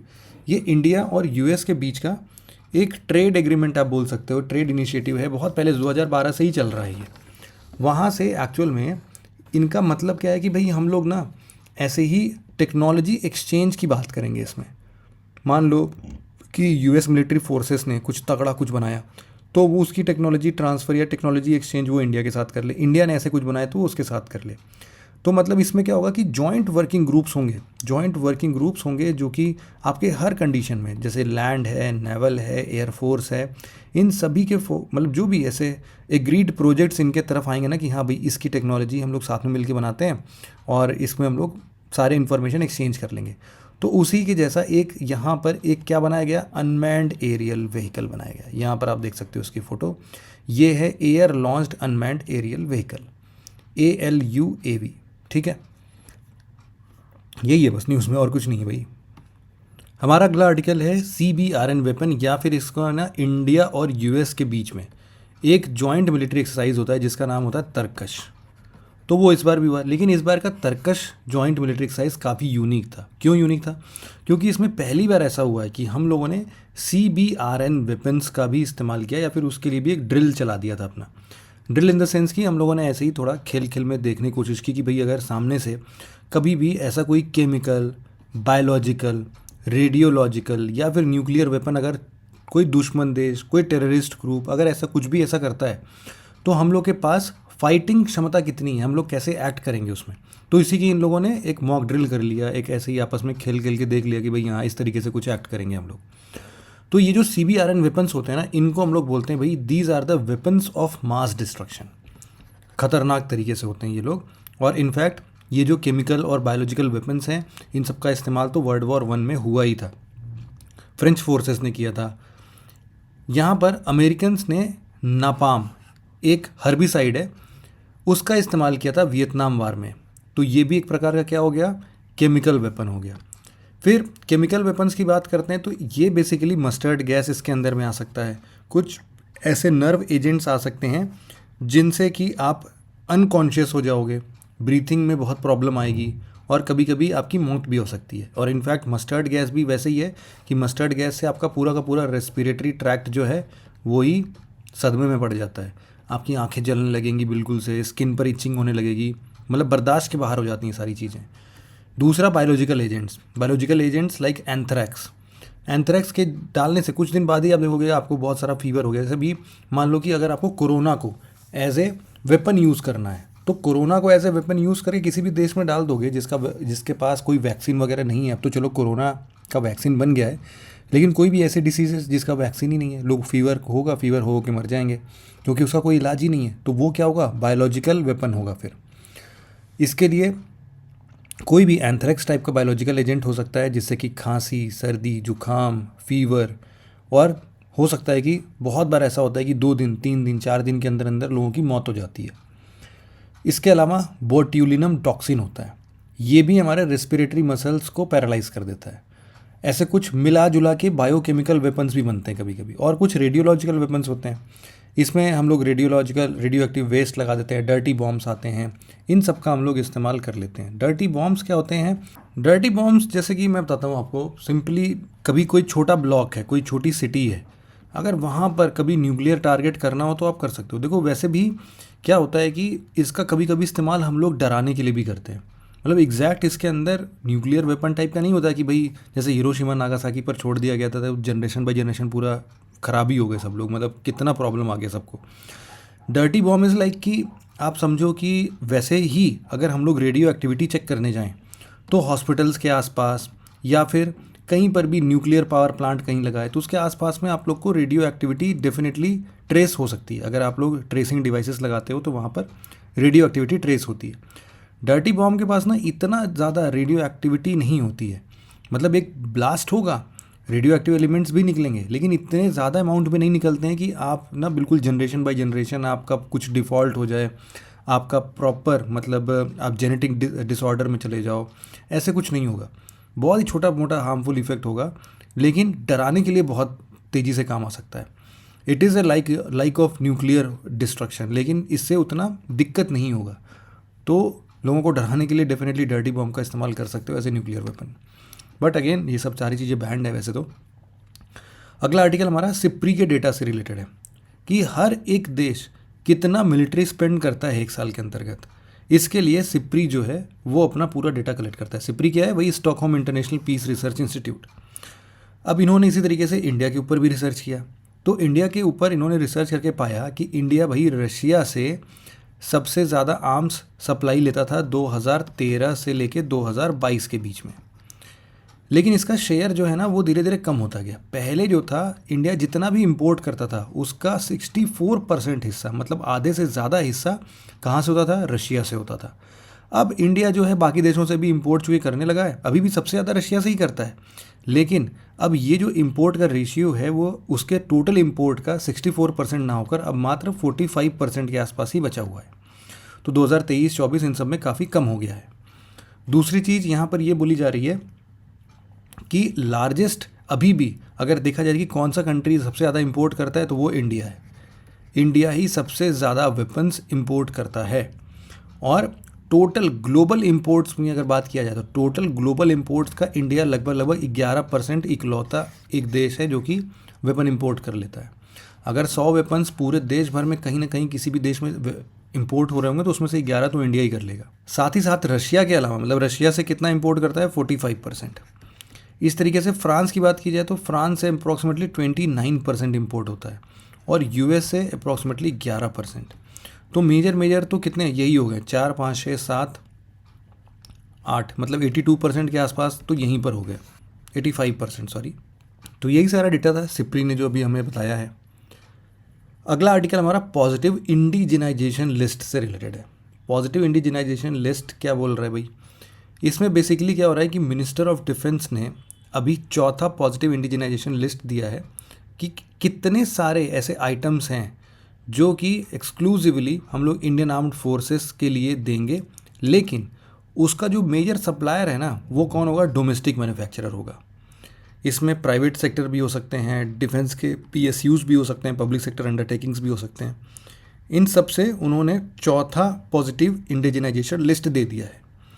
अब वही है कि ये पूरा का पूरा सिस्टम जो है ना एक्चुअल में 2020 में ओरिजिनेट हुआ था, और इसके अंतर्गत यही बोला जा रहा है कि जो भी हमारा मेक कैटेगरी है वो ज़्यादा से ज़्यादा अगर इंडिया होगा तो हम लोग अपने प्राइवेट इंडियन इंडस्ट्री को प्रमोट कर पाएंगे। अब इसमें गवर्नमेंट इनिशिएटिव्स के अंतर में आप ऐसा भी देख सकते हो कि अगर ऑटोमेटिक रूट से किसी को आना है तो ऑटोमेटिक रूट से अगर FDI लेके आ रहा है कोई, तो वो डिफेंस सेक्टर में अपना FDI कितना अलाउड है? लगभग 74% का FDI अलाउड है आज के टाइम पर। इवन एक ना हमारा छोटा सा एक स्कीम है जिसको हम लोग बोलते हैं IDEX। अभी अगला आर्टिकल इसी से रिलेटेड है, इसको भी अलग से अच्छे से पढ़ लेंगे। ये जो IDEX स्कीम है ये बेसिकली जितने भी हमारे स्टार्टअप्स होते हैं, MSME सेक्टर है, इन सबको प्रमोट करता है, पैसे वगैरह देता है कि भाई लो टेक्नोलॉजी या फिर कुछ सपोर्ट सिस्टम हर तरीके का IDEX प्रोवाइड करता है कि बनाओ, तुम यहीं पर बनाओ। इसके साथ ही साथ इसको सपोर्ट करने के लिए कि ये जो आपका DAP है ना, इसको सपोर्ट करने के लिए डिफेंस एक्विजिशन प्रोसीजर एक सृजन पोर्टल बनाया गया। सृजन पोर्टल कभी आप लोगों ने देखा है क्या? मैं दिखाता हूँ आपको, ये देखो। यहाँ पर सृजन पोर्टल में क्या होता है कि आपको कोई भी आइटम वगैरह अगर चाहिए हो तो उसके लिए सरकार पहले ही बोल देती है कि देखो हमें ये चाहिए, इतने यूनिट्स में चाहिए। जैसे कि ये है Pro 96336 BEML, ये क्या करता है? Control of main winch and pumps, कुछ काम होगा इनको अपने लिए। अब इसका इनको कितना यूनिट चाहिए, इन्होंने इंपोर्ट का कोटेशन मंगाया है तो उसका कितना पैसा लगता होगा। प्रोडक्ट डिटेल पे अगर आप क्लिक करोगे तो आपको प्रॉपर बताएगा कि भाई आइटम के स्पेसिफिकेशंस क्या क्या हैं, कितने क्वांटिटी में इनको चाहिए। अगर इसका वैल्यू देखोगे तो ये भी बता देंगे कि कितना चाहिए, कितने मिलियन रुपीज़, 202 मिलियन रुपीज़ का है, तो अच्छा खासा प्रॉफिट है। अब तो जितने भी ऐसे हमारे प्रोडक्शन यूनिट्स हैं ना, वो सृजन पोर्टल पर डायरेक्टली आके बोल सकते हैं कि भाई अच्छा ये मैं दे दूंगा आपको, यहाँ से आप सिमिलर प्रोडक्ट्स शो इंटरेस्ट अगर आप क्लिक करते हो तो आपका इंटरेस्ट वहाँ पर चला जाएगा। आप बार्गेन करो उनसे और डायरेक्ट ये सारे के सारे सामान आप सप्लाई करना स्टार्ट कर दो, है ना। तो इस तरीके से जो मेक इन इंडिया प्रोजेक्ट है उसको काफ़ी सही तरीके से इम्प्लीमेंट करने में सृजन पोर्टल ही बहुत हेल्प कर रहा है। इसके बाद हमारा आप बोल सकते हो कि एक डिफेंस इंडस्ट्रियल कॉरिडोर भी बना है ना। ये डिफेंस इंडस्ट्रियल कॉरिडोर DIC जो है ये कहाँ कहाँ पर है? एक उत्तर प्रदेश में बना है, एक तमिलनाडु में बना है। तो ये पूरा आर्टिकल हमारा हो गया PIL से रिलेटेड। अगला हमारा आर्टिकल जो है वो है IDEX, जिसकी बात अभी हम लोग कर भी रहे थे। IDEX वही सिंपल सा है कि अगर आपका डिफेंस फील्ड में कुछ भी इनोवेशन आ रहा है ना, उस इनोवेशन को अगर आपके पास फंडिंग की कमी है, आपके पास टेक्नोलॉजिकल गैप है, इन सब जगहों में आपका जो डिफेंस सेक्टर है, डिफेंस इनोवेशन ऑर्गेनाइजेशन बोल रहे हैं इसको, DIO, ये आपको हेल्प करेगा। कुछ भी चाहिए तो मिनिस्ट्री ऑफ डिफेंस ने अभी हाल फिलहाल में इसी इनोवेशन फॉर डिफेंस एक्सीलेंस को लेते हुए 250वां कॉन्ट्रैक्ट साइन किया है अभी। तो काफ़ी सारे लोग इसमें इंटरेस्ट भी दिखा रहे हैं, लाइक सृजन पोर्टल जैसे हम लोग बोल रहे थे। और साथ ही साथ ये क्या कर रहा है कि डिफेंस सेक्टर में इंडिया अपने आप को सेल्फ रिलायंट बना रहा है कि जो भी चीज़ें चाहिए वो मेक प्रोजेक्ट यहीं से होना चाहिए। अब इसमें रिसर्च एंड डेवलपमेंट की बात हो जाए या फिर कोई भी एकेडमिक ज़रूरतें हो जाए या फिर स्टार्टअप्स, MSME इंडस्ट्रीज़, जितने भी लोग हैं सबको यहाँ पर आप एक साथ एक प्लेटफॉर्म पर लेके आते हो, उनको फैसिलिटेट करते हो कि भाई आप बताओ किसकी ज़रूरत है, वो सारी की सारी ज़रूरतें हम आपको पूरा करेंगे। B it finance, B it technology, shorter timelines में कैसे उसको आप जल्दी से फुलफ़िल कर सकते हो। और आप बहुत सारे ऐसे स्टार्टअप्स क्रिएट करते हो और उन सभी को एम्पावर करने की बात करते हो कि भाई इन सब तरीके से आपका भी ग्रोथ हो रहा है, एट द सेम टाइम हम लोग भी ग्रोथ कर रहे हैं। तो ये जो पूरी फंडिंग वगैरह है वो याद रखना आप लोग, ये DIO की तरफ से आती है, ये डिफेंस इनोवेशन ऑर्गेनाइजेशन है। लिख देता हूँ मैं यहाँ पर, डिफेंस इनोवेशन ऑर्गेनाइजेशन, ठीक। इसके बाद एक और आर्टिकल है IndusX, ये इंडिया US से ही रिलेटेड है, डिफेंस के लिए ही। अब चूँकि अभी हम लोग सारा यही तो पढ़ रहे थे, हम लोगों ने DTTI के बारे में पढ़ा, फिर हम लोगों ने तरकश जॉइंट एक्सरसाइज के बारे में पढ़ा। उसी के जैसा अब आप यहाँ पर भी समझ लो कि इंडिया और यूएस स्टेट्स के, यूनाइटेड स्टेट्स के डिफरेंट डिफेंस एक्सेलरेशन इकोसिस्टम को हम लोग इंडस एक्स का नाम देते हैं। यहाँ पर डिफेंस एक्सीलेंस जो है वही आईडेक्स जो है ना, वही इसको ऑर्गेनाइज कराता है। और इसका मेजर एम क्या है कि जिस हिसाब से हम लोग different different academia, different different innovators, इन सबको साथ में लेके आ रहे थे, तो हम सिमिलरली जो यूनाइटेड स्टेट्स हैं वहाँ के भी गवर्नमेंट्स की बात हो या फिर वहाँ के प्राइवेट बिजनेसेस की बात हो, वहाँ के कोई एकेडमिक इंस्टीट्यूशंस की बात हो, उन सब को भी हम इंडिया में लेके आए इस प्लेटफॉर्म के साथ में, और जिसकी जहाँ पर भी हेल्प हो सकती है वो उसको दे दें। तो इसको हम लोग बोलते हैं भाई इंडस एक्स। ठीक है, अगला आर्टिकल हमारा टेरिटोरियल आर्मी से रिलेटेड है। देखो टेरिटोरियल आर्मी आपको पता होना चाहिए क्या होता है। टेरिटोरियल आर्मी में जैसे मान लो कि कोई भी एक खाता पीता इन द सेंस कि कमाता धमाता कोई इंसान है, अच्छा खासा कमा रहा है, और उसको ऐसा कोई फाइनेंशियल बर्डन नहीं है। अगर वो चाहता है कि नहीं मैं ना वॉलंटरली आर्मी में या फिर मैं अपना कुछ योगदान देना चाहता हूँ, जैसे आप लोगों ने बहुत बार देखा होगा MS धोनी को ऐसे आर्मी के ड्रेस में, इसी तरीके से कपिल देव, सचिन तेंदुलकर, ये सब लोगों ने क्या किया है, साल भर में 2 महीने का प्रॉपर फंक्शन के साथ में आप आर्मी ज्वाइन करते हो। ठीक है, ये एक प्रकार का वॉलंटरीली डिसीजन होता है कि आप कुछ टेस्ट वगैरह पास करते हो, इसके बाद आपको टेरिटोरियल आर्मी में इंक्लूड किया जाता है। वो ही सारा पावर आपको भी दिया जाता है, मतलब आराम से आपके ऊपर भी अच्छी खासी रिस्पॉन्सिबिलिटी दी जाएगी, आप उसको अच्छे तरीके से परफॉर्म करोगे। आप जैसा परफॉर्म करते हो आपको उस रैंक का आर्मी के अंदर में डायरेक्ट इंक्लूजन मिलता है। इसको हम लोग एक तरीके से ऐसा भी देख सकते हैं कि भाई लेटरल एंट्री जैसा बोल सकते हैं हम लोग, कि किसी ने आर्मी ज्वाइन करना है तो वो क्या करे, टेरिटोरियल आर्मी की मदद से घुस जाए और अच्छे पोजीशन पे बहुत अच्छा काम कर दे। इसकी वजह से क्या होगा कि उसको हम लोग परमानेंट तरीके से भी आर्मी के अंदर में इंडक्ट कर सकते हैं। टेरिटोरियल आर्मी में आपको सैलरी वगैरह भी मिलती है, लेकिन ये ना कोई परमानेंट सैलरी नहीं देता है आपको। आराम से इसके अंदर मेरे हिसाब से 40-50 हज़ार रुपये महीना मिलता है ना, तो ठीक ठाक सैलरी मिलती है। लेकिन इसके बाद भी कि ये सिर्फ और सिर्फ कब के लिए, 2 मंथ्स के लिए है बस। तो इसके बाद ये जो आर्मी है ना, ये रिस्पॉन्सिबल नहीं है कि इसके बाद भी उसको काम देना है कि नहीं देना है। वो तो बस आपको ट्रेन करेगी और फटाफट से आर्मी का थोड़ा बहुत काम आपसे करवा लेती है। तो एक तरीके का आप समझ लो सपोर्ट सिस्टम है, जो कि कब से शुरू हुआ था, 1920 से, ब्रिटिशर्स के टाइम पर स्टार्ट हुआ था। उन्होंने इंडियन टेरिटोरियल आर्मी बनाया था, और फिर फाइनली इंडिपेंडेंस के बाद में हम लोगों ने टेरिटोरियल आर्मी एक्ट 1948 में पास किया।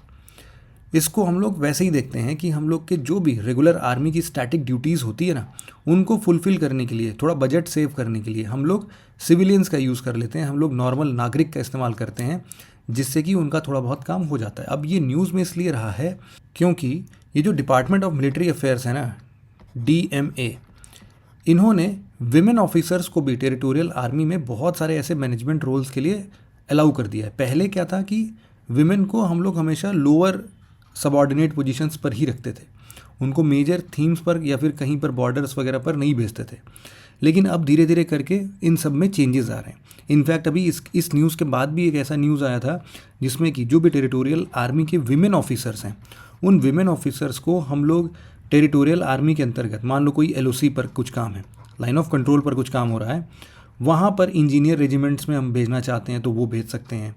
उसके साथ साथ उनको हम लोग किसी भी टेरिटोरियल आर्मी हेडक्वार्टर का आप बोल सकते हो स्टाफ ऑफिसर बना के भेज सकते हैं, या फिर डायरेक्टोरेट जनरल बना देंगे। तो मतलब अपना हाई पोजीशंस पर भी हम उनको मैनेजमेंट रोल्स दे रहे हैं टेरिटोरियल आर्मी के अंदर में, पहले ऐसा नहीं होता था। तो यही पूरा आर्टिकल है इसके लिए। अगला आर्टिकल हमारा ऑटोमेशन इनिशिएटिव्स ऑफ आर्मी से रिलेटेड है। आपको पता होगा कि देश दुनिया में ना अब हर जगह पर ऑटोमेशन, आर्टिफिशियल इंटेलिजेंस, इन सब की बातचीत चल रही है। तो उस केस में अगर हम लोग अपना एक ऐसा डिफेंस सिस्टम बना रहे हैं जो कि ऑब्सोलीट टेक्नोलॉजीज़ पर वर्क करता है, तो डेफिनेटली हम लोग आगे के टाइम पर कभी किसी देश से फाइट भी करेंगे तो हार जाएंगे फॉर श्योर। इसको थोड़ा सा स्मार्ट बनाने के लिए हम लोगों ने एक प्रोजेक्ट स्टार्ट किया जिसका नाम है संजय। अब आप लोग लगा कैसा नाम रखा भाई, संजय किसका नाम है? संजय कोई मूवी का हीरो नहीं है। आप लोग को शायद महाभारत का वो सीन याद आ रहा होगा संजय के नाम से, जब महाभारत के बैटल में धृतराष्ट्र को कुछ भी चीज़ समझ में नहीं आ रही थी क्योंकि वो देख नहीं पा रहे थे, तो उनको एक स्पेशल आदमी दिया गया था, उनका नाम था संजय। इनके पास एक स्पेशल पावर थी कि ये बैठे बैठे, मतलब महल के अंदर से ही, ये महाभारत के हर एक दृश्य को देख सकते थे। और उसका उसी तरीके से पूरा उल्लेख करते हुए धृतराष्ट्र को पूरा एक्सप्लेन करते थे कि वहाँ पर एक्चुअल में क्या सिचुएशन चल रही है। तो समझ लो यही पावर जो संजय के पास पावर थी ना, समझ लीजिए यही पावर हम लोग अपने प्रॉपर आर्मी सिस्टम में लेके आना चाहते हैं। इवन मतलब कि जो भी हमारी आर्मी नेवल फोर्स जो भी हैं, इन सब का एक ना कॉमन पॉइंट ऑफ कनेक्शन होना चाहिए। एक ऐसा टेक्नोलॉजी होना चाहिए जिससे कि हम लोग हमेशा डिसीजन मेकिंग टाइम हो या फिर रियल टाइम पर कुछ भी चीज़ हम लोग को एक स्विफ्ट डिसीजन लेने की क्षमता चाहिए। वो हम लोग के पास ना एक बड़ी पिक्चर प्रेजेंट करे हर बार कि ये वाली सेना यहाँ पहुँच गई है, ये वाली सेना इधर से भी पहुँच जा सकती है, हम लोग को इस रास्ते से जाना चाहिए, ऊपर से हेलीकॉप्टर वाले भी आ रहे हैं या फिर कुछ अपने तेजस के साथ में आ जा रहे हैं, मतलब कुछ भी ऐसा है। उन सब का ना एक इंटीग्रेटेड डेटा कलेक्शन होगा, साथ ही साथ ये जो डेटा कलेक्शन होगा साथ ही साथ ये लाइव चलेगा। तो इससे हम लोग सबको ट्रैक कर पाएंगे, डिसीजन मेकिंग बहुत इजी हो पाएगी। वॉर सिचुएशंस में अगर कुछ भी करना है तो इन सब चीज़ों के लिए ये ऑटोमेशन इनिशिएटिव आर्मी की ली गई है। इसी को हम लोग नाम क्या दे रहे हैं, प्रोजेक्ट संजय। ठीक है, तो इसमें वही है कि हम लोग thousands and thousands of satellites, sensors, UAV, patrolling systems, इन सब का इस्तेमाल करके हम लोग एक इंटीग्रेटेड सिस्टम बना रहे हैं जिसमें हम लोग हज़ारों सेंसर का इस्तेमाल कर रहे हैं। आपको इसी के साथ कुछ और भी नाम बताता हूँ, जैसे कि ये जो प्रोजेक्ट संजय है, इसी के अंदर में बहुत सारे ऐसे छोटे छोटे प्रोजेक्ट्स हम लोग स्टार्ट कर रहे हैं। जैसे कि एक प्रोजेक्ट समा है। ये समा प्रोजेक्ट क्या है, situational awareness module for army. इसी तरीके से हम लोगों ने और भी सिस्टम्स लाइक प्रोजेक्ट अनुमान, एक है अनुमान स्टार्ट किया है, प्रोजेक्ट अवगत करके एक है वो भी स्टार्ट किया है। बट ये सब समा, अनुमान, अवगत, ये सारे जितने भी प्रोजेक्ट्स हैं ये सब के सब हम लोग को ऑटोमेशन की तरफ लेके जा रहे हैं। ठीक है, तो ये आप लोग याद रखना। इवन एक ई साइड ट्रिप भी है, ई साइड ट्रिप। ये सारे के सारे क्या हैं, हम लोग को एक ऑटोमेशन की तरफ, मैनेजमेंट इंफॉर्मेशन सिस्टम ऑर्गेनाइजेशन, या फिर आप बोल सकते हैं कि डिसीजन मेकिंग में बहुत हेल्प करेंगे। तो ये सारे के सारे ऐसे मॉड्यूल सिस्टम्स हैं, ऐसे ऐसे प्रोजेक्ट्स हैं। अगला आर्टिकल हमारा सागर संपर्क से रिलेटेड है। सागर संपर्क, जैसा कि नाम से पता चल जा रहा है आप लोग को कि बेसिकली अगर किसी भी सिचुएशन में हम लोग अपने रोड पर चलते हैं, है ना, तो रोड पर कहाँ पर ट्रैफिक है, कौन सी गाड़ी कितनी तेज़ी से चल रही है, वो सारी चीज़ें हम लोग बहुत अच्छे से जीपीएस सिस्टम से देख सकते हैं। लेकिन जब हम लोग इस तरीके से सागर मतलब कि ओशन में चलते हैं तो हमारा कोई जीपीएस काम नहीं करता। जीपीएस काम कैसे करे, कोई सिस्टम ही नहीं है उसके लिए।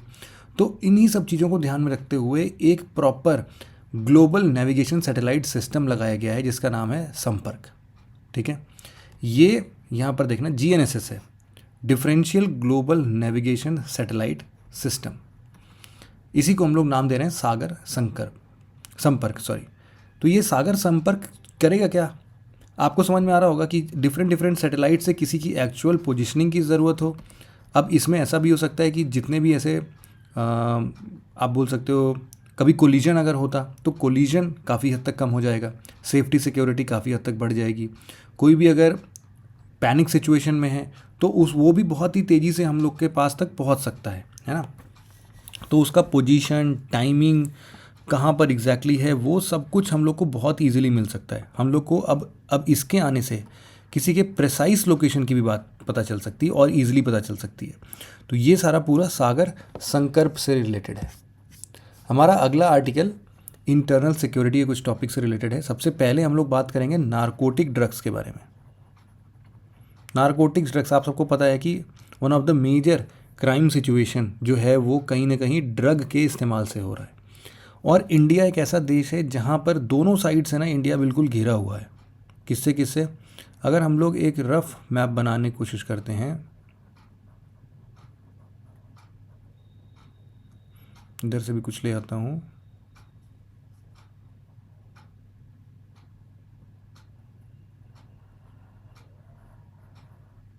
ऐसा मान लो कुछ इंडिया है। तो अब इसके एक साइड पर हम लोग को मिलता है डेथ क्रेसेंट, जिसको हम लोग गोल्डन क्रेसेंट बोल रहे थे। गोल्डन क्रेसेंट में कौन कौन से आएंगे, इधर से आप देख सकते हो, इसके बराबर वाला ये पाकिस्तान, इसके साथ वाला ये अफ़गानिस्तान और इसके साथ वाला ये ईरान। ये 3 देश है ना, ये क्या बना रहे हैं, क्रेसेंट बना रहे हैं। ये जो गोल्डन क्रेसेंट है ये लोग बेसिकली क्या सप्लाई करते हैं हम लोग को, ओपियम। और इसी के साथ साथ एक गोल्डन ट्रायंगल भी बनता है। अब गोल्डन ट्रायंगल ने उसको डेथ ट्रायंगल और डेथ क्रीसेंट बोल रहे हैं हम लोग। ये सबसे पहले आप देख लो कि इंडिया से लगा हुआ कौन सा है, यहाँ पर आप देख लो ये पूरा म्यांमार वाला जो सिचुएशन है वो है ना। इसके बाद लाओस और थाईलैंड जो है यहाँ पर देख सकते हो आप, मान लो इसको हम लोग ऐसे थाईलैंड बोल देते हैं, और इसी के साथ साथ ऊपर में यहाँ पर लगा होता है आपका एक लंबा सा लाओस। ठीक, तो ये भी है म्यांमार, थाईलैंड और लाओस, इनका क्या बन रहा है यहाँ पर एक ट्रायंगल बन रहा है। ये ट्रायंगल हम लोग को क्या सप्लाई कर सकते हैं, ये करते हैं मॉर्फिन। तो डेथ क्रिसेंट और डेथ ट्रायंगल से घिरा हुआ है इंडिया दोनों तरफ से, इसीलिए सिक्योरिटी एजेंसीज को अलर्ट किया गया था, हमेशा अलर्ट किया जाता है कि भाई ये सारे सिचुएशंस हमेशा आपको चलते रहेंगे, और इसी को कंट्रोल करने के लिए बहुत सारे एक्ट्स और ब्यूरो का गठन किया गया। तो इन्हीं सबसे फाइट करने के लिए 1985 में एक NDPS एक्ट आता है। ठीक है, NDPS एक्ट 1985, ये है narcotic drugs and psychotropic substance act. इसके अंतर्गत हम लोगों ने किसको बनाया, एक NCB को बनाया, नारकोटिक्स कंट्रोल ब्यूरो को। अब ये नारकोटिक्स कंट्रोल ब्यूरो का ही काम है कि वो इन सब चीज़ों पर निगरानी रखे, और इस एक्ट के अंदर में बहुत सारे प्रावधान बनाए गए, कुछ लेजिस्लेटिव मेजर्स, कुछ इंस्टीट्यूशनल मेजर्स बनाए गए, जिसके तहत इस एक्ट के तहत क्या बात होगी कि भाई इस तरीके के ओपीएम और मॉर्फिन का जो इस्तेमाल हो रहा है उसको आप कुछ ना कुछ करके बचाने की कोशिश करो।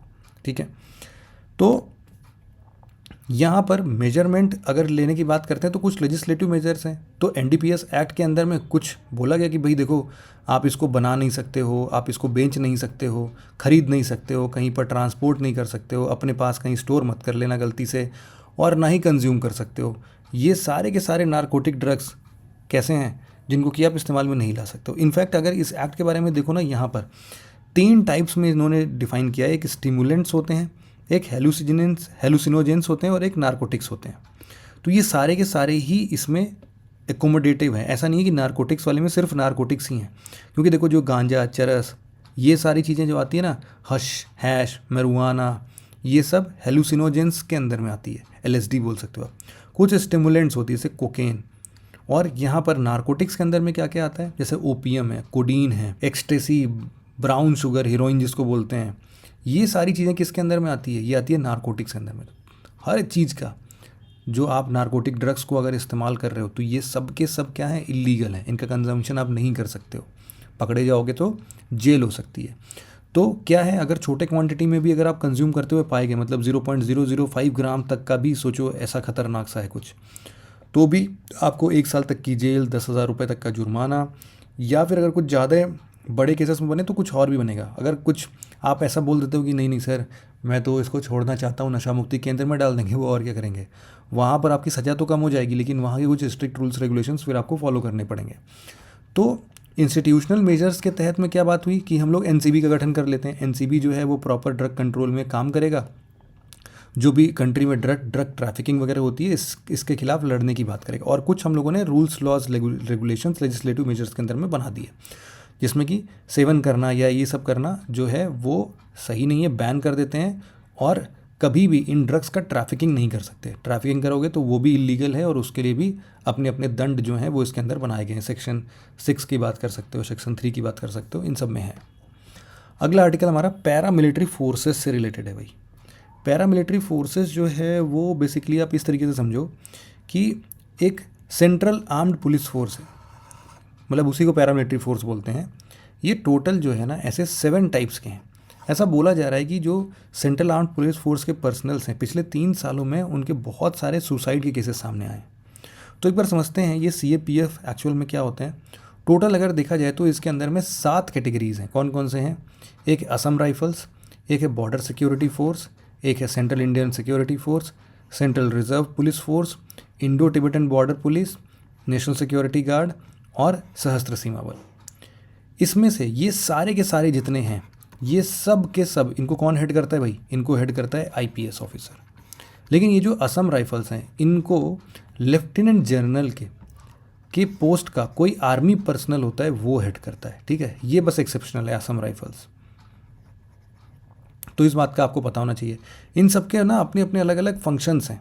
जैसे कि हम लोग को अगर बॉर्डर सिक्योरिटी की बात करनी है तो बॉर्डर सिक्योरिटी पे ऐसा नहीं कि सिर्फ बॉर्डर सिक्योरिटी फोर्स लगेगा, बहुत सारे लोग लगते हैं। देखो जैसे यहाँ पर देखना, जितना भी पाकिस्तान वाला हिस्सा है या फिर बांग्लादेश वाला हिस्सा है, इन दोनों जगहों पर बॉर्डर सिक्योरिटी फोर्स तो लगते हैं, ये तो चलो एक फिक्स है अपना।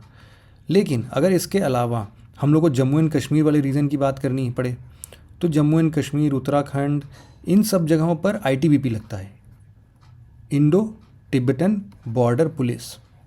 और जो नेपाल और भूटान, मतलब इंडो नेपाल बॉर्डर पर और इंडो भूटान बॉर्डर पर, इन दो जगहों पर लगते हैं सशस्त्र सीमा बल वाले। और म्यांमार का जो अपना बॉर्डर है, उस म्यांमार के बॉर्डर पर हम लोग को कौन दिखाई दे सकता है? असम राइफल्स। अब ये चाइना वाला यहाँ पर भी हो गया, मतलब चाइना से जितना भी बॉर्डर लगेगा ना, तिब्बत वाला हिस्सा आ रहा है, उन सब जगहों पर आईटीबीपी ही लगेंगे। ये सिक्किम के ऊपर वाला हिस्सा भी है, अरुणाचल प्रदेश के ऊपर वाला हिस्सा भी है, इन सब जगहों पर आईटीबीपी लगेंगे। तो इस तरह की कैटेगराइजेशंस हुई हैं, लेकिन इन सब में सबसे पुराना जो है ना, वो बोल सकते हो आप है असम राइफल। इसको तो 1884 में शायद बनाया गया था, एग्जैक्ट मुझे याद नहीं है, आप लोग एक बार क्रॉस चेक कर लेना, बट 1880s के आसपास में इसको बनाया गया था, है ना। तो उस टाइम पर one of the oldest paramilitary force हो सकता है। और इसको बेसिकली किसके लिए बनाया गया था? वही नॉर्थ ईस्ट इंसर्जेंसीज के खिलाफ लड़ने के लिए। फिर इसके बाद मान लो बीएसएफ की बात करते हैं। बीएसएफ को बनाया गया 1965 के अंदर में। 1965 में इनका बेसिक काम था, देखो जैसे बीएसएफ को आप लोग देख रहे होगे कि जम्मू एंड कश्मीर वाला रीजन है, पाकिस्तान और इधर बांग्लादेश के टेरिटरी पर इनको तैनात करने के लिए, बॉर्डर को सिक्योर करने के लिए लगाया गया था। फिर आते हैं अपने सीआईएसएफ। सीआईएसएफ को बेसिकली थोड़ा सा और पहले ही बना दिया गया था, मतलब 1939 में ही बना दिया गया था। इनका बेसिक पर्पस क्या था कि हम लोग का जितना भी ऐसा गवर्नमेंट इंस्टीट्यूशंस है ना, उनको देखने के लिए, जैसे कि गवर्नमेंट पीएसयूज़ हैं या फिर एयरपोर्ट्स हैं, इन सब में इन लोग की तैनाती लगती है कि इन लोग की सिक्योरिटी जांच ये सब कौन करेगा? सीआईएसएफ के जवान करेंगे। फिर ये नीले ड्रेस वाले आते हैं सीआरपीएफ। सीआरपीएफ जो है वो बेसिकली, सॉरी ये गड़बड़ कर दिया मैंने, सीआईएसएफ जो है ये 1969 में बना था और सीआरपीएफ जो है ये 1939 में बना है, मतलब ये काफ़ी पहले था। वही मैं सोचूं कि पीएसयूज़ वगैरह तो सब बाद में आया ना, तो इसलिए ये सरकार इसके बाद में। सीआरपीएफ का जो मेजर एम था वो था कि हम लोग बेसिकली अपने इंटरनल सिक्योरिटी से फाइट करना चाहते हैं। जैसे कि मान लो कोई भी रायट जैसी सिचुएशन आ जाए, तो इन सब सिचुएशन में कौन हेल्प करेगा? ये करेंगे सीआरपीएफ के जवान, ठीक है। तो कभी भी आप देखते हो, कभी भी दंगा फसाद कुछ भी होता है तो सीआरपीएफ के जवान नीले नीले ड्रेस में आते हैं, बढ़िया से ट्रक में भर भर के। फिर एक इंडो तिब्बतन बॉर्डर पुलिस। आपको यहाँ पे पता चल ही गया कि जब भी हम लोग आईटीबीपी का यूज़ कब करेंगे? जब हम लोग का कोई भी इंडिया चाइना स्पेसिफिक कुछ वॉर की बात होगी, तो इंडो चाइना पर जितने भी प्रॉब्लम चलेंगे वो आईटीबीपी देखेगा। इसके बाद आप यहाँ पर नेशनल सिक्योरिटी गार्ड की बात कर सकते हो। और ये आईटीबीपी कब बना? ये 1962 में बना। एनएसजी की बात करें तो ये 1984 का है, 1984 का। एनएसजी जो है वो नेशनल सिक्योरिटी गार्ड, इसका मेजर फंक्शन जो है ना, ये है टेररिस्ट के खिलाफ लड़ने के लिए। टेररिस्ट में आपने देखा होगा जो 26/11 का अपना अटैक था, उसके फाइट में भी कौन आया था? एनएसजी आए थे, नेशनल सिक्योरिटी गार्ड्स आए थे। तो ये सब ना ट्रेंड इंडिविजुअल्स होते हैं जो कि एक्सेप्शनल सिचुएशंस कभी भी आ जाए उन सब में फ़ाइट करने के लिए तैयार होते हैं, उनको इसी हिसाब से ट्रेनिंग ही दी जाती है। फिर लास्ट में आते हैं सशस्त्र सीमा बल। सशस्त्र सीमा बल जो है इसको 1963 में बनाया गया था। बेसिकली इसको हम लोगों ने इंडिया नेपाल या फिर इंडिया भूटान बॉर्डर पर प्लेस करने के लिए बनाया है। और इनका कभी कभी आप लोग अभी इलेक्शंस जैसे आ रहे हैं तो इलेक्शंस में भी आप लोग देखोगे कि एसएसबी वगैरह का ड्यूटी लगता है वहाँ पे, तो इलेक्शन पोल्स में भी इनकी ड्यूटी लगाई जाती है। ऐसे और भी बहुत सारे स्कीम होंगे, लेकिन हाँ इस तरीके से थोड़ा सा आपको डिफ्रेंशिएशन पता होना चाहिए सभी का, है ना। ओके, अब हमारा अगला आर्टिकल जो है वो है एआई इन मॉडर्न डिफेंस। जैसा कि अभी हम लोग बात भी कर रहे थे कि भाई हम लोग का जो पूरा डिफेंस सिस्टम है, जैसे अभी हम लोग संजय की बात कर रहे थे, प्रोजेक्ट संजय, तो उसी तरीके से आर्टिफिशियल इंटेलिजेंस सिस्टम भी ऐसा होना चाहिए जो कि बेसिकली पाकिस्तान और चाइना के अगेंस्ट में सर्विलांस जैसा काम करे। तो अभी हमारा जो मॉडर्न डिफेंस सिस्टम है वो भी इस तरीके ही इशारा कर रहा है कि हम लोगों ने बहुत सारे ऐसे एआई ड्रोन्स लगा दिए हैं, या फिर एआई ड्रोन्स के साथ उनको काउंटर करने के लिए बहुत सारे हाई रेजोल्यूशन कैमरास लगा दिए, यूएवीज लगा दिए हैं, जिससे कि हम लोग को एक इंटीग्रेटेड फॉर्म में सारे के सारे इंफॉर्मेशंस मिलते रहें, ठीक है। इसमें अब और क्या किया हमने, एक इसमें देखो अग्नि डी सर्विलेंस सॉफ्टवेयर है। अग्नि डी सर्विलेंस सॉफ्टवेयर, ये surveillance software basically Ladakh sector में लगाया गया है, चाइना बॉर्डर पर, जिससे कि कोई भी अगर वहाँ पर वेपन्स या फिर कोई भी व्हीकल्स के मूवमेंट्स होते हैं ना, तो ये तुरंत ही ट्रैक कर लेता है। कोई भी मिसाइल का मूवमेंट, टैंक का मूवमेंट, व्हीकल का मूवमेंट, जो भी है सब ये ट्रैक कर लेगा अग्नि डी सर्विलांस सॉफ्टवेयर। साथ ही साथ ये जो वार्डेक है, वार्डेक है आपका war game research and development.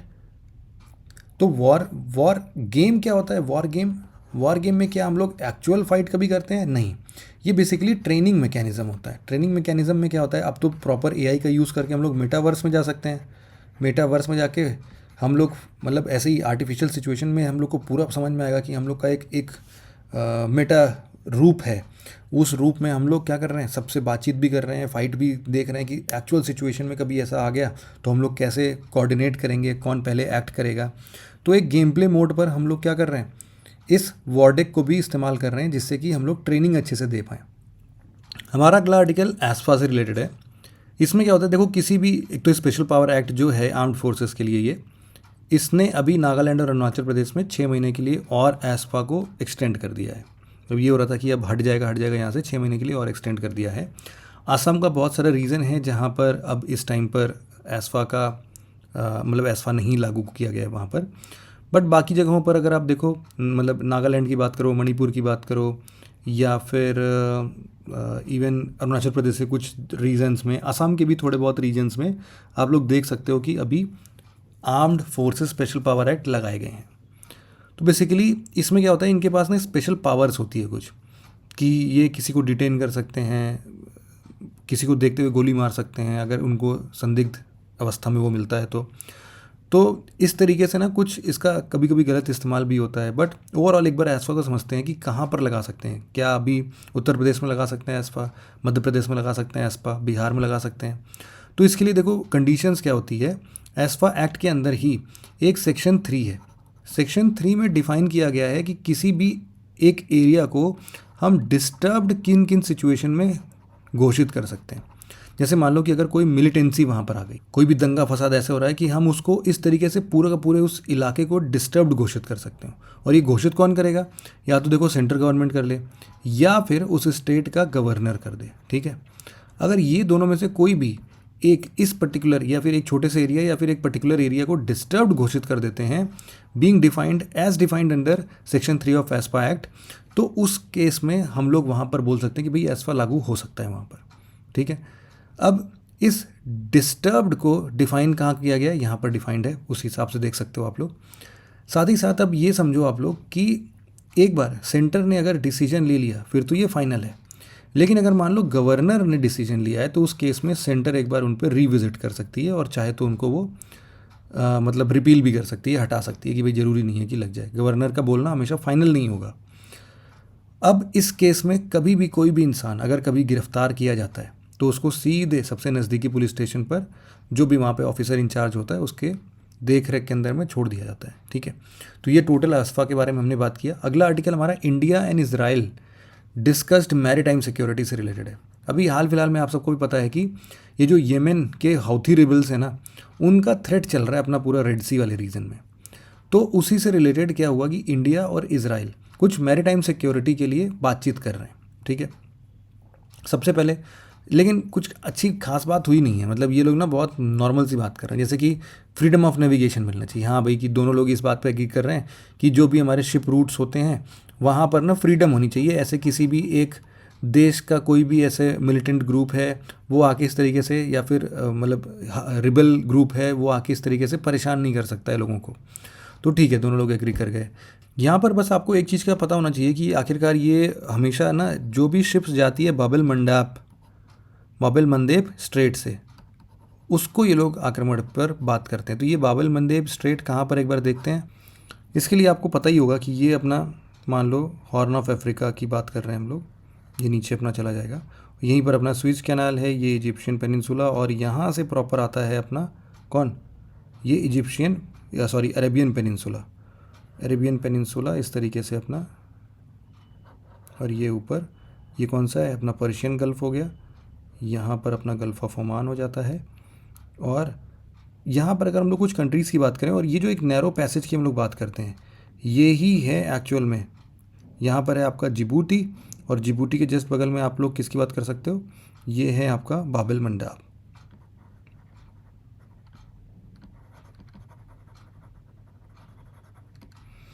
इसके साथ साथ थोड़ा सा और भी बताना चाहिए, क्या क्या बोल दिया मैंने। ये आपका पर्शियन गल्फ़ है, ये आपका गल्फ़ ऑफ ओमान है, ये आपका रेड सी है, ये वाला जो हिस्सा है आपका, ये क्या कहलाता है बच्चों, ये है गल्फ़ ऑफ एडन। तो रेड सी को गल्फ़ ऑफ एडन से कनेक्ट करने के लिए जो नैरो पैसेज बनता है, इसी को बोलते हैं हम लोग बाब एल मंडेब स्ट्रेट। और जो यहाँ पर भी एक छोटा सा पतला सा स्ट्रेट दिख रहा है ना, ये भी तो नैरो पैसेज ही है। इसको हम लोग क्या नाम देते हैं, ये है स्ट्रेट ऑफ हॉर्मुज। और यहीं पर है, ये जो कंट्री देख रहे हो आप लोग, यहाँ पर कुछ येमेन होता है, यही है येमेन। इसके ऊपर अगर आप लोग देखते हैं, ये अपना प्रॉपर यहाँ से कुछ यहाँ तक ऐसा कुछ होता होगा, ये है अपना ओमान। और इसीलिए इस वाले रीजन को हम लोग गल्फ़ ऑफ ओमान बोलते हैं। और बीच में बड़ा सा पूरा ये सऊदी अरबिया वाला पूरा रीजन है। और इधर साइड में अगर आप लोग देखोगे तो ये सूडान, एरिट्रिया, सीड जिसको हम लोग बोलते हैं ना, तो इजिप्ट ऊपर से आएगा, इजिप्ट, सूडान, एरिट्रिया, जिबूटी और सोमालिया, ये सारे कंट्रीज़ इधर मिल जाएंगे आपको अफ्रीकन रीजन में। तो टोटल हम लोग को एक बार मैप में एक बार ड्रॉ जब तक नहीं करते हैं ना, तब तक एग्जैक्टली पता नहीं चलता है, हमारे दिमाग में छपता नहीं है। तो आप लोग कोशिश करना कि ऐसे ही कॉपी में कहीं ना कहीं अपने बुक में ही ऊपर कहीं पर ऐसे ही ड्रॉ कर लेना आप लोग, और सारे पोजीशंस को एक बार खुद से लिख लेना, तो कभी भी इसको ना भूलोगे नहीं आप लोग फिर। और ये रूट इतना इंपॉर्टेंट क्यों है, देखो, क्योंकि जितना भी आपका साउथ ईस्ट रीजन है या फिर एशियन रीजन है, यहाँ से अगर आपका कोई भी शिपमेंट आपकी यूरोप के साइड में जाना चाहता है, तो ये सबसे सस्ता और सबसे छोटा रास्ता है कि ये स्विच कैनल से पास होकर सीधे मेडिटेरेनियन सी में, मेडिटेरेनियन सी से सीधे ऊपर ऊपर आपके जितने भी फ्रांस, इटली, इन सब के स्टेट्स हैं, उन सबसे मिल सकता है। तो जितने भी ऐसे रेड सी में लोग आते हैं ना वेसल्स के साथ में, इन पे ये हम येमेन के हौती रिबल्स जो हैं वो अटैक करने की बात कर रहे हैं। फिर इसमें कितना प्रोजेक्ट इम्पैक्ट होता है, तो आप समझो कि लगभग लगभग पूरे दुनिया का जो पूरा का पूरा ऐसा ट्रेड है, उस पर मतलब जितना भी शिपिंग ट्रेड है, उसका लगभग 15% ट्रेड जो है वो इस स्विच कैनाल से पास होता है। तो इसलिए अच्छा खासा है यहाँ पर। और अब यहाँ पर चूँकि लोग हौती रिबल्स यहाँ पर परेशान कर रहे हैं, तो लोगों के लिए अब एकमात्र चारा बच गया है कि वो जो नीचे अफ्रीका का पूरा केप ऑफ गुड होप है, यहाँ से पूरा रीरूट करके जाओ, तो बहुत ही लंबा, आपको टाइम भी बहुत ज़्यादा लग जाएगा, इतना महंगा भी पड़ेगा। तो इसलिए उसको लोग कर तो रहे हैं, लेकिन बहुत ज़्यादा लंबे टाइम तक इसको कर नहीं सकते। तो इनको रोकने के लिए क्या क्या कर रहे हैं हम लोग, तो इसके रोकने के लिए देखो, एक यूएस और उनके साथ मिल के बहुत सारे देशों ने ऑपरेशन प्रॉस्पेरिटी गार्जियन नाम से एक ऑपरेशन लॉन्च किया है। बस ये लोग क्या करेंगे कि हौती रिबल्स के अगेंस्ट में जितने भी हैं, मतलब जो भी लोग ऐसा काम कर रहे हैं, उसमें बाकी के देशों के शिप को वो प्रोटेक्ट करने की बात करेंगे। इस कोलिशन में बहुत सारे कंट्रीज़ हैं, इंडिया नहीं है, यूके है, Bahrain, Canada, France, Italy, Netherlands, Norway, Spain, Seychelles, ये सारे लोग पार्टिसिपेट कर रहे हैं ऑपरेशन प्रॉस्पेरिटी गार्डियन के अंदर में। तो अगर हम ये देखते हैं ना कि कितना अफेक्ट होता है, तो इसमें देखो आप इन्वायरमेंटल प्रोटेक्शन पर भी प्रभाव पड़ रहा है, इकोनॉमी ग्रोथ पर तो पड़ ही रहा है, नेशनल सिक्योरिटी पर, ह्यूमन सेफ्टी पर बहुत सारे क्वेश्चंस आ रहे हैं। तो इंडिया में आखिरकार ऐसे मैरीटाइम सिक्योरिटी मैकेनिज्म क्या है। सबसे पहले आप समझो कि इंटरनेशनल मैरीटाइम बाउंड्री लाइन है, यहाँ तक अगर कभी पेट्रोलिंग करना हो तो इंडियन नेवी जाती है। फिर इसके बाद जो भी शैलो कोस्टल एरियाज़ होते हैं वो स्टेट कोस्टल या मैरीन पुलिस देखती है। और अगर सर क्रीक्स जैसे जगहों पर, क्रीक में या क्रीक एरियाज जैसे जगहों पर अगर आपको पेट्रोलिंग करनी है, तो उसके लिए बीएसएफ होते हैं, बॉर्डर सिक्योरिटी फोर्स जाती है। अगला आर्टिकल हमारा एंटी सबमरीन वॉरफेयर शिप। अच्छा, ये आर्टिकल हमारा एक छूट गया यार। हम लोग जो अभी आईएनएस अंद्रोथ की बात कर रहे थे ना, हम लोग थोड़ी देर पहले जब सबमरीन की बात देख रहे थे, तो आईएनएस अंद्रोथ देखा था हमने। आईएनएस अंद्रोथ क्या था, वो वही anti submarine warfare shallow water craft था वो, है ना। तो उसी जैसा आप समझ सकते हो कि इन लोग का अब थोड़ा सा डिटेल यहाँ पर दिया हुआ है कि इनकी ज़रूरत क्या पड़ गई। तो ज़रूरत के नाम पर तो देखो बढ़िया है कि अगर हम लोग को कभी सामने से वॉरशिप्स मिल गए, इन वॉरशिप्स के अगेंस्ट हमें लड़ाई करनी पड़ गई, एयरक्राफ्ट मिल गया, सबमरीन मिल गया, कोई भी ऐसे दूसरे प्लेटफॉर्म जो कि हम डिटेक्ट करते हैं और हमें लगता है कि भैया दुश्मन देश का है, इसके साथ में लड़ना पड़ेगा, तो उन सभी सिचुएशंस में हम लोग को एंटी सबमरीन वॉरफेयर शिप की ज़रूरत पड़ती है। ठीक है, अब एनिमी सबमरीन से लड़ने के लिए इन लोग के पास क्या क्या सिस्टम्स होते हैं।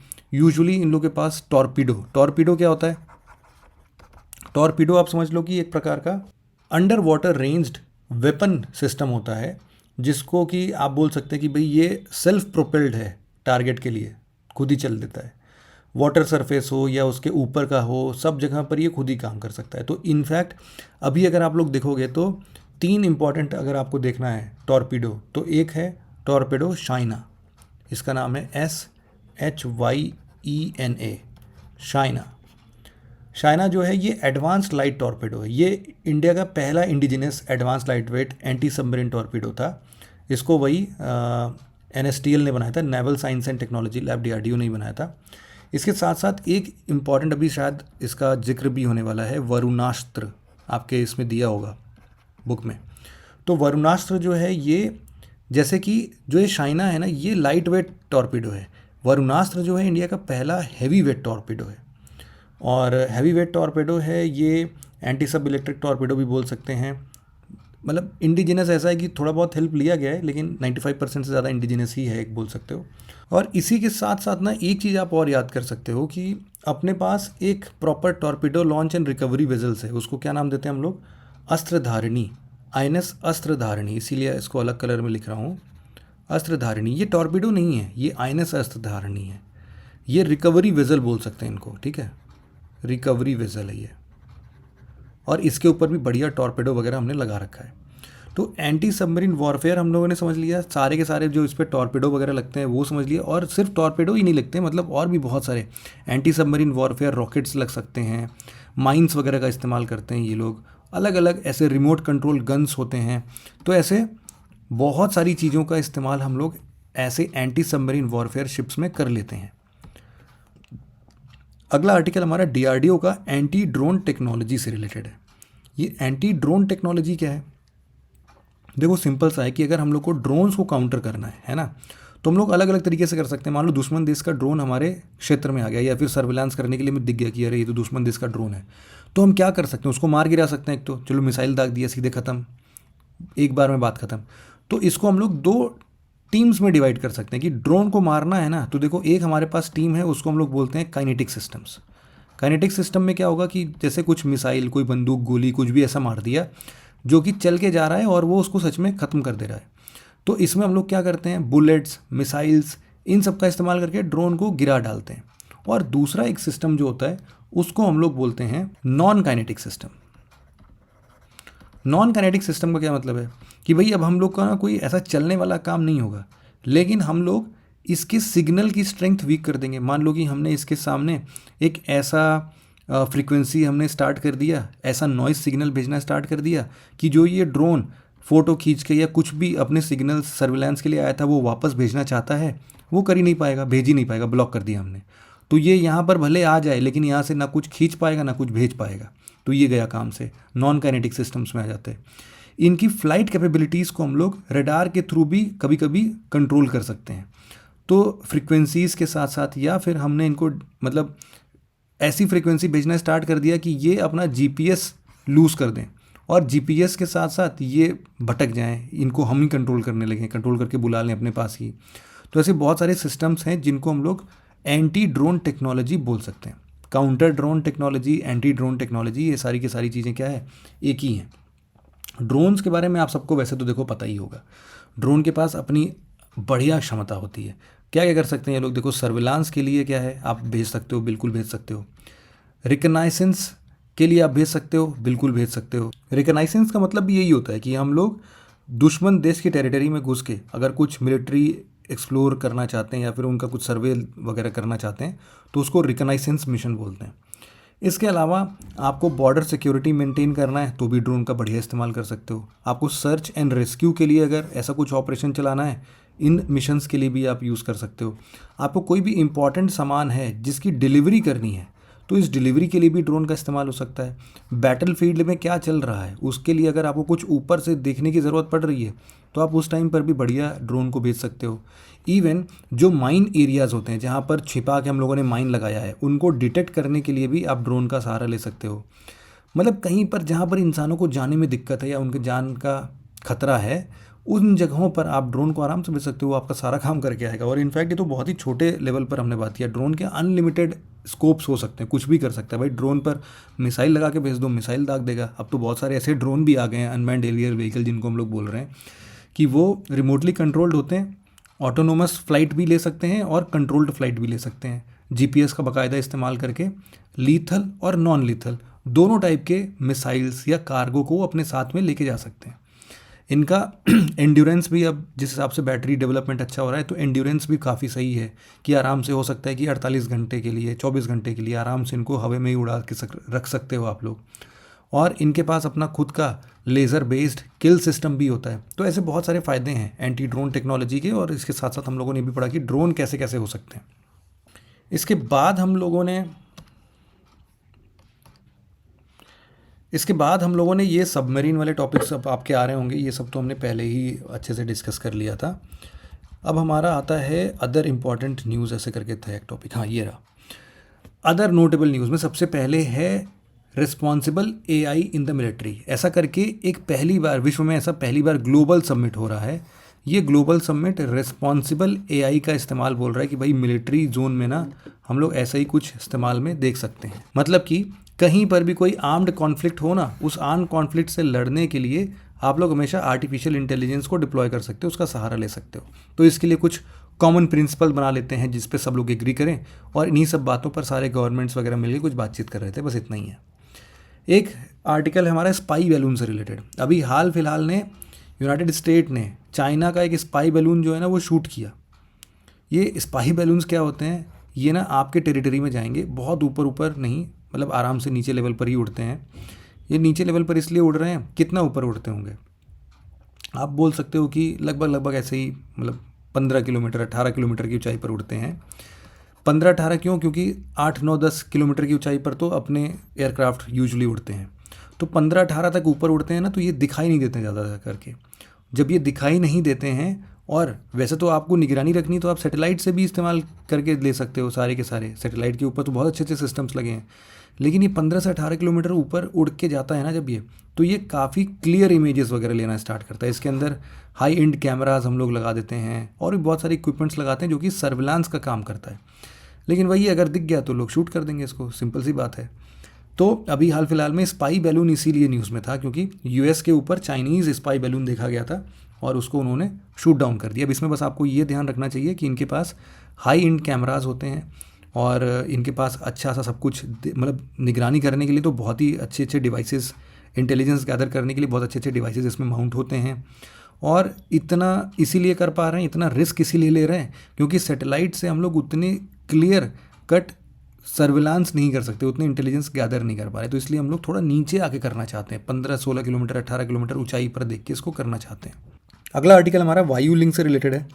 वायु लिंक आप ऐसा समझ सकते हो कि देखो, जब भी वॉर सिचुएशंस होती है ना, तो जो एयर फोर्सेस हैं, मान लो एयर फोर्सेस ऊंचाई में उड़ रहे हैं, लड़ाई कर रहे हैं, सामने ना बहुत सारे दूर दूर से उनको शिप्स कभी कभी दिखती भी नहीं है, उनके पास रडार में आती है।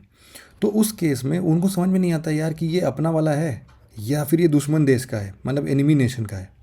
तो इसी के लिए जो हमारा पूरा नाविक सिस्टम है, जिसको कि हम लोग मिलिट्री पर्पज़ से इस्तेमाल में हम लोग करते भी हैं, उस नाविक के साथ में कोलैबोरेट करके हम लोगों ने एक इंडिजिनस सिस्टम बना दिया है, वायु लिंक। अब ये क्या करेगा कि आपको क्लियर इंडिकेशन में बता देगा कि भाई ये एनिमी नेशन का ये हवाई जहाज आ रहा है या फिर एयरक्राफ्ट आ रहा है, इसको ध्वस्त करना है, मार गिराना है, वो सारी चीज़ें हैं। और सबसे बड़ी बात ये कि चूंकि ये इंडिजिनस सिस्टम है तो इसको कोई भी जैम नहीं कर सकता। जैसे कि आपको पता होगा कि हम लोग जैमर का इस्तेमाल करते हैं किसी भी सिग्नल को ब्लॉक करने के लिए, लेकिन जैमर यहाँ पर काम ही नहीं आएगा। इंडिजिनियसली बिल्ट है और सीधे नाविक सैटेलाइट के साथ में कनेक्टेड है, तो इसीलिए सबको रियल टाइम सिचुएशन में सभी इंडियन एयरफोर्स के पर्सनल्स को ये विजिबल रहेगा। तो ये मतलब एक काफ़ी इनोवेटिव सिस्टम है जिससे कि मतलब अब एयर फाइट या फिर एयर फोर्स को ऑपरेट करना काफ़ी आसान हो जाएगा। अगला आर्टिकल हमारा डिप्लीटेड यूरेनियम कंटेनिंग वेपन से रिलेटेड है। क्या मतलब है इसका? डिप्लीटेड यूरेनियम का क्या मतलब हुआ? देखो, एक होता है एनरिच्ड यूरेनियम। एनरिच्ड यूरेनियम ये क्या होता है? जब भी हम लोग नेचुरल यूरेनियम का इस्तेमाल करते हैं तो नेचुरल यूरेनियम में यूरेनियम का कौन सा आइसोटोप मिलता है सबसे ज़्यादा? यूरेनियम 238 मिलता है। कितना मिलता है? ये 99.7% तक या फिर 99.3% के आसपास ये रहता है।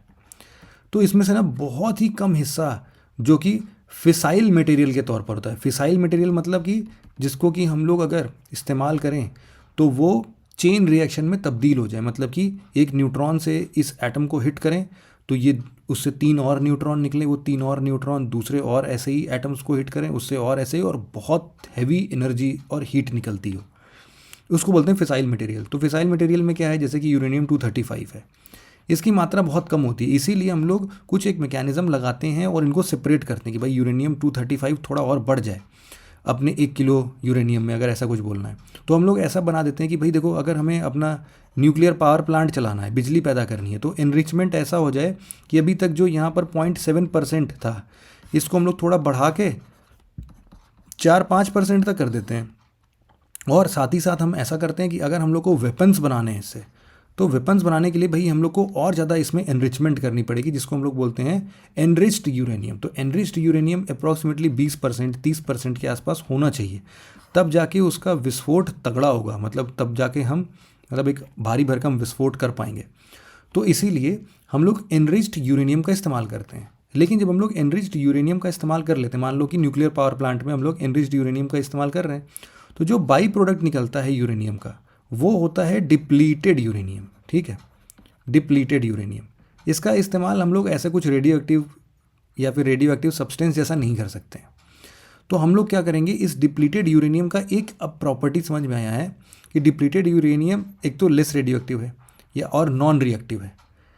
ये न्यूक्लियर वेपन्स जैसा काम तो नहीं कर पाएगी कभी भी, लेकिन हम लोग इसको क्या कर सकते हैं, एक तरीके से इस्तेमाल करेंगे जिसमें कि हम लोग इसको ना वॉरहेड्स पर लगा सकते हैं। मतलब कि डिप्लीटेड यूरेनियम जो है ना, हम लोग उसको टैंक शेल्स पर या फिर बुलेट्स के बिल्कुल आगे वाले हिस्से पर या फिर मोर्टार के बिल्कुल आगे वाले हिस्से पर लगाने की कोशिश करेंगे। क्यों ऐसा बोल रहे हैं? क्योंकि इसका जो डेंसिटी है ना, वो डेंसिटी बहुत ही ज़्यादा है। अब इसकी डेंसिटी ज़्यादा होने से क्या होगा कि किसी के भी अगर बुलेट वगैरह के टिप पर लगा दिया ना, तो उस बुलेट की पेनिट्रेटिंग पावर काफ़ी खतरनाक हो जाएगी। और इसीलिए हम लोग डिप्लीटेड यूरेनियम का भी इस्तेमाल कर रहे हैं। और इनफैक्ट आप सोचो कि डिप्लीटेड यूरेनियम का मतलब ऐसा कोई रूल रेगुलेशन अभी तक बना भी नहीं है ना, कि इसको कभी हम लोग ट्रांसपोर्ट कर सकते हैं नहीं कर सकते हैं, इसकी बात ही नहीं हुई है। हमेशा किसकी बात होती है? बात होती है हमारे एनरिच्ड यूरेनियम की, किसको बेच सकते हैं, टेक्नोलॉजीज़ की बात होती है। तो आप इसी तरीके से बोल सकते हैं, चूँकि इसकी रेडियो एक्टिविटी पावर कम होती है और रिएक्टिव तो नहीं होता है, लेकिन फिर भी जब भी ये ग्राउंड पर हिट करेगा तो भाई सॉइल को ये कंटामिनेट कर देता है। साथ ही साथ इस कंटामिनेटेड सॉइल से कुछ भी चीज़ अगर आप लोग खाते पीते हो, तो फिर उसके हिसाब से आपका बर्थ डिफेक्ट देखने को मिल सकता है, स्किन में इरिटेशन जैसा कुछ हो सकता है, और आप ऐसा बोल सकते हो आपका किडनी फेलियर या फिर कैंसर का रिस्क इन सब से भी थोड़ा ही बनता है, लेकिन बनता ज़रूर है। हमारा अगला आर्टिकल पाम 400 से रिलेटेड है। पाम 400 बोले तो प्रेसिशन अटैक लोइटरिंग सिस्टम, मतलब कि बिना वजह कहीं घूमने टहलने की बात होगी। अगर आपको किसी को भेजना है तो आप पायलट वाले साथ में किसी एयरक्राफ्ट को मत भेजो, आप उसके जगह पर ये पाम भेज दो। पाम 400 वैसे इसराइल के साथ में इंडियन फर्म्स मिलकर जॉइंट वेंचर पे बना रही है। तो इन्होंने ना भी रिसेंटली टेस्ट किया है इसको। इसमें खास बात क्या है कि आप आराम से, कोई रिमोटली कंट्रोल्ड पायलट इसमें रहता है वैसे तो, है ना। इसको आप लोग इसीलिए RPV का नाम देते हैं, RPV मतलब रिमोटली पायलटेड व्हीकल है ये। इसको आप आराम से चलाइए, इसके अंदर बढ़िया कैमरा सेंसर्स वगैरह सब लगे हैं। आपको अगर रेंज में कोई दिख के कहीं पर फायर भी करना है तो ये भी तैयार है उसके लिए। 100 किलोमीटर रेंज का है इसका firing capacity. Next generation dual electro optical and infrared cameras लगे हुए हैं इसमें। तो आपका जो सर्विलांस है या फिर रिकनाइसेंस है या फिर टारगेट एक्विजिशन है, ये सारी चीज़ें खतरनाक तरीके से हेवी, मतलब काफ़ी सही सटीक हो जाती है इससे। तो इसके वजह से इसको कंट्रोल करना, इसको नेविगेट करना बहुत इजी हो जाता है। और इनफैक्ट ये आगे चल के मिलिट्री के लिए लॉजिस्टिक सपोर्ट का भी काम कर सकती है। कुछ भी सामान इधर उधर लेके जाना होगा तो भी पाम 400 काम में आएगी। तो इसका भी सक्सेसफुल टेस्ट किया गया है। अगला आर्टिकल हमारा सेरेमिक रेडॉम टेक्नोलॉजी से रिलेटेड है। क्या होता है ये? सबसे पहले ना आप लोग सेरेमिक का मतलब समझो। सेरेमिक एक प्रकार का, जिसको आप लोग बहुत सारा आप लोग बर्तन वगैरह भी सेरेमिक का यूज़ करते होगे। सेरेमिक इंजीनियरिंग एक कॉलेज है। एक्चुअली मैं अभी वेस्ट बंगाल में सेमिनार लेने के लिए कॉलेज में गया था, तो वहाँ पर वो सेरेमिक इंस्टीट्यूट था पूरा, उसका पूरा नाम ही यही था। तो वहाँ पर पता चला कि यार सेरेमिक्स का कितना ज़्यादा यूज़ है।